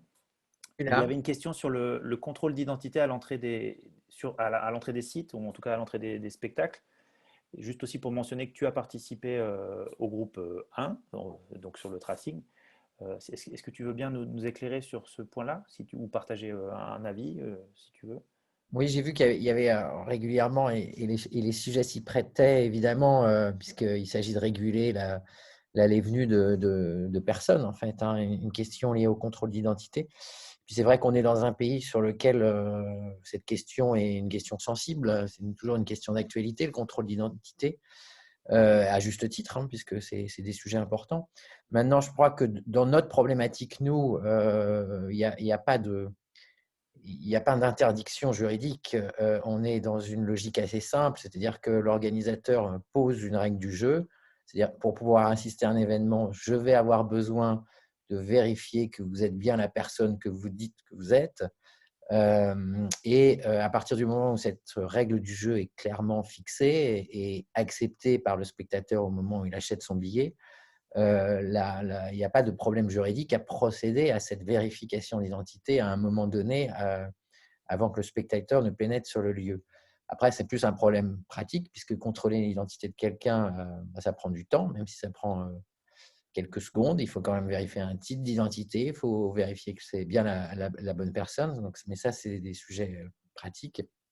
Et ce ne sont pas des sujets juridiques. Je pense que là, pour une fois, Dieu merci, le droit ne nous empêche pas d'avancer.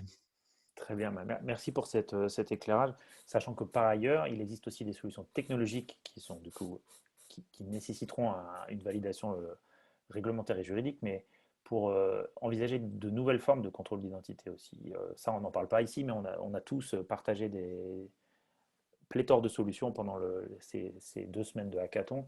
Et il y a des solutions qui utilisent des applications mobiles, certaines la blockchain, certaines d'autres approches pour arriver à certifier une identité. Sauf qu'après, forcément, il y a de l'humain et il y a une gestion du flux, une gestion du temps. Et tout ça, c'est dans la mise en pratique qu'on pourra le tester. Bah, merci encore, Étienne. J'avais relevé aussi une autre question. Alors, il y en avait quelques-unes. N'hésitez pas tout de suite à les poser, parce qu'après, on va clôturer la séance. Donc ce Il y sera avait la question pour savoir si on pouvait communiquer sur les chiffres donnés par Pascal. Ah oui, ça c'est une question très concrète, ça. Pascal, les chiffres de votre sondage du Paléo, c'est quelque chose que tu es à l'aise à partager? Non, alors je vous l'ai dit, c'était un petit peu confidentiel, C'est mais entre nous alors. c'est entre nous. Non, mais ces chiffres en tant que tels, bon, doivent être croisés aussi avec d'autres. Je pense que ce qui serait intéressant dans précisément ce qu'on a designé ici, hein, c'est de mettre en regard les chiffres qu'on pourrait consolider du côté de Paléo, ceux de Wheel of Green, ceux d'autres, et puis pourquoi pas imaginer une plateforme de traitement qui nous donne une image plus précise, quoi. Aujourd'hui, la crainte que j'ai, c'est pas une grande confidentialité, hein, mais c'est finalement de surinterpréter des chiffres alors que c'est plus la démarche qui me semble importante aujourd'hui. Il faut qu'on construise l'outil pour monitorer l'acceptation sociale de ces mesures. Peu importe, on ne va pas s'arrêter sur un pourcentage aujourd'hui. Ça ne me semble pas faire sens actuellement. Il faudrait pouvoir croiser ces données et puis les interpréter correctement. Donc merci de respecter cette confidentialité, pas pour l'aspect confidentiel en lui-même, mais pour le fait de laisser du temps pour élaborer peut-être des chiffres qui soient plus consolidés et qui seront plus parlants. C'est ça un peu, Pascal, l'idée. Une question qui est un peu ouverte, mais qui vient de Jérémy à Pascal, mais c'est la question en elle-même, c'est sur l'utilisation de l'euro comme une opportunité d'avoir des données venant du sport. C'est juste une question plus vaste. Est-ce que SAFE, qui aujourd'hui est une démarche autour de l'événementiel, on va dire culturel et musical, du spectacle vivant, il y a un intérêt à ouvrir le champ du dialogue à d'autres formes d'événementiel ou comment vous voyez ça? Peut-être Pascal ou d'autres. Parce que la question concernait l'euro. Est-ce qu'il y a des choses à croiser avec le monde du sport j'imagine que oui, mais. Alors pour ma part, la réponse, elle est très positive. Je pense que cette crise a permis aussi d'opérer des connexions entre des mondes de l'événementiel qui résonnaient en silo. Depuis un an, le monde sportif et le monde du culturel ont beaucoup échangé ensemble.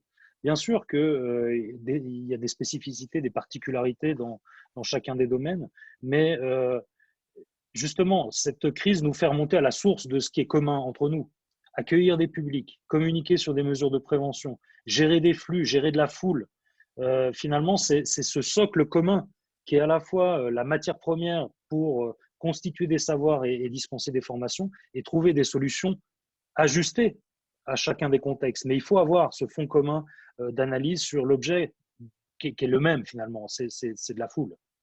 Tout à fait. Sachant que par essence, pour resituer, pour ceux qui n'auraient pas tous les suivis, ou pour rappeler ça, parmi les membres fondateurs de SAFE, en tout cas du consortium, il y a aussi l'Association européenne des arénas qui, par essence, accueille différents types d'événements et de spectacles, et donc aussi des événements sportifs. Et parmi les participants du hackathon, nous avions des salles nous avions Paul Williams, encore une fois, pour parler de lui, de l'O2, qui n'accueille pas que des concerts. Donc de toute façon, par essence, on avait déjà cette logique, mais c'est après, plus dans la suite de SAFE, ça peut être intéressant effectivement d'organiser des dialogues ou des correspondances avec d'autres types de fédérations ou d'associations sur des échanges de bonnes pratiques. C'est tout ce que j'ai relevé comme question. Il y avait des remarques qui ont déjà été traitées ou répondues dans le cadre du chat. Donc, encore une fois, pour rappel, cet enregistrement sera mis à disposition sur la chaîne YouTube. Une suggestion, je peux me permettre de rebondir là-dessus. Est-ce que vous pensez vous créer sous forme d'association, comme avec un système de membres? Bah, tout est ouvert. Je pense que c'est pas ça aujourd'hui qui est sur la table, mais l'idée en tout cas, c'est de garder un lien entre les différents intervenants pour continuer d'échanger. À ce stade, sur la base très du, du volontariat, on va dire, puisqu'on a, pour vous dire, on a un groupe Slack, vous savez, ces outils-là, et on continue d'échanger. On verra où ça nous mène. Je pense que ce qui peut vraiment être intéressant, c'est un appel que je fais à tous les participants, là, les 99 personnes qui restent et tous les autres qui vont voir cette vidéo. Revenez vers nous avec des suggestions aussi, avec des envies, avec des projets, avec des questions. Pascal, moi, le Laba, le Prodis, on est là aussi pour envisager la suite. Donc ça va. Comme on a démarré ce dernier volet de, je dirais pas de l'aventure, mais du projet SAFE en ouvrant avec le hackathon qui a pris une dimension très forte, bah, je pense qu'il faut qu'on continue dans cette logique. Et c'est-à-dire, là, les prochaines semaines, bah, revenez vers nous si cela vous intéresse de contribuer sous une forme ou sous une autre. Et nous, de toute façon, on va aussi regarder comment maintenir le momentum, comme on dit en anglais, mais de poursuivre les échanges. À minima, ce sera des rendez-vous réguliers pour échanger sur les bonnes pratiques. Et on va voir comment on peut aller plus loin, avec quelles ressources, mais surtout avec quels participants. Je pense que c'est ça la clé. Je crois que tu peux être d'accord, Pascal ou Gaël. Là, ce qui a été très fort, c'est chaque organisation et voir chaque personne dans l'organisation qui a apporté sa pierre à l'édifice. Et c'est assez unique, sans avoir une approche filière, entre guillemets, même si c'est d'abord une approche de filière. C'est une approche de personne, même. Donc, toutes les personnes qui sont volontaires pour contribuer à faire avancer cet échange, venez vers nous et on va structurer tout ça. Je ne peux pas vous dire mieux. Mais en tout cas, c'est encore merci. Il est 12h16. Si vous le voulez bien, on va clôturer ce webinaire qui en appelle, j'imagine, d'autres. En tout cas, déjà un autre en anglais le 5 mars dans le cadre d'ILMC, où j'aurai aussi le plaisir de vous retrouver là en tant qu'intervenant pour le coup. Je n'aurai pas mon chapeau de chef d'orchestre ou de clown blanc, je ne sais pas. Là, j'ai pas fait trop de blagues aujourd'hui, vous verrez. Merci pour moi, c'est moi qui vais animer la discussion. Très bien. Je serai le clown de la semaine prochaine. Oh non, tu sais, on fait un bon duo maintenant. Merci à toutes et à tous. Je vais partager, c'est pas de la promo, mais je partage mon LinkedIn si vous voulez me contacter pour échanger. Et vous avez mon email. Et voilà. Et c'est un appel à une suite, tout ça. Et surtout, on va partager les éléments et chacun d'entre vous, vous pourrez, j'espère, vous en servir. Et allez sur le site du projet SAFE parce que déjà c'est très concret. Ce qui est devant nous et devant vous, c'est les formations qui sont plus qu'une formation. C'est ce que tu disais, Pascal, c'est structurer la pratique et structurer les pratiques. Et c'est ça la clé. Donc, à très vite. Merci à toutes et à tous. Et puis, portez-vous bien.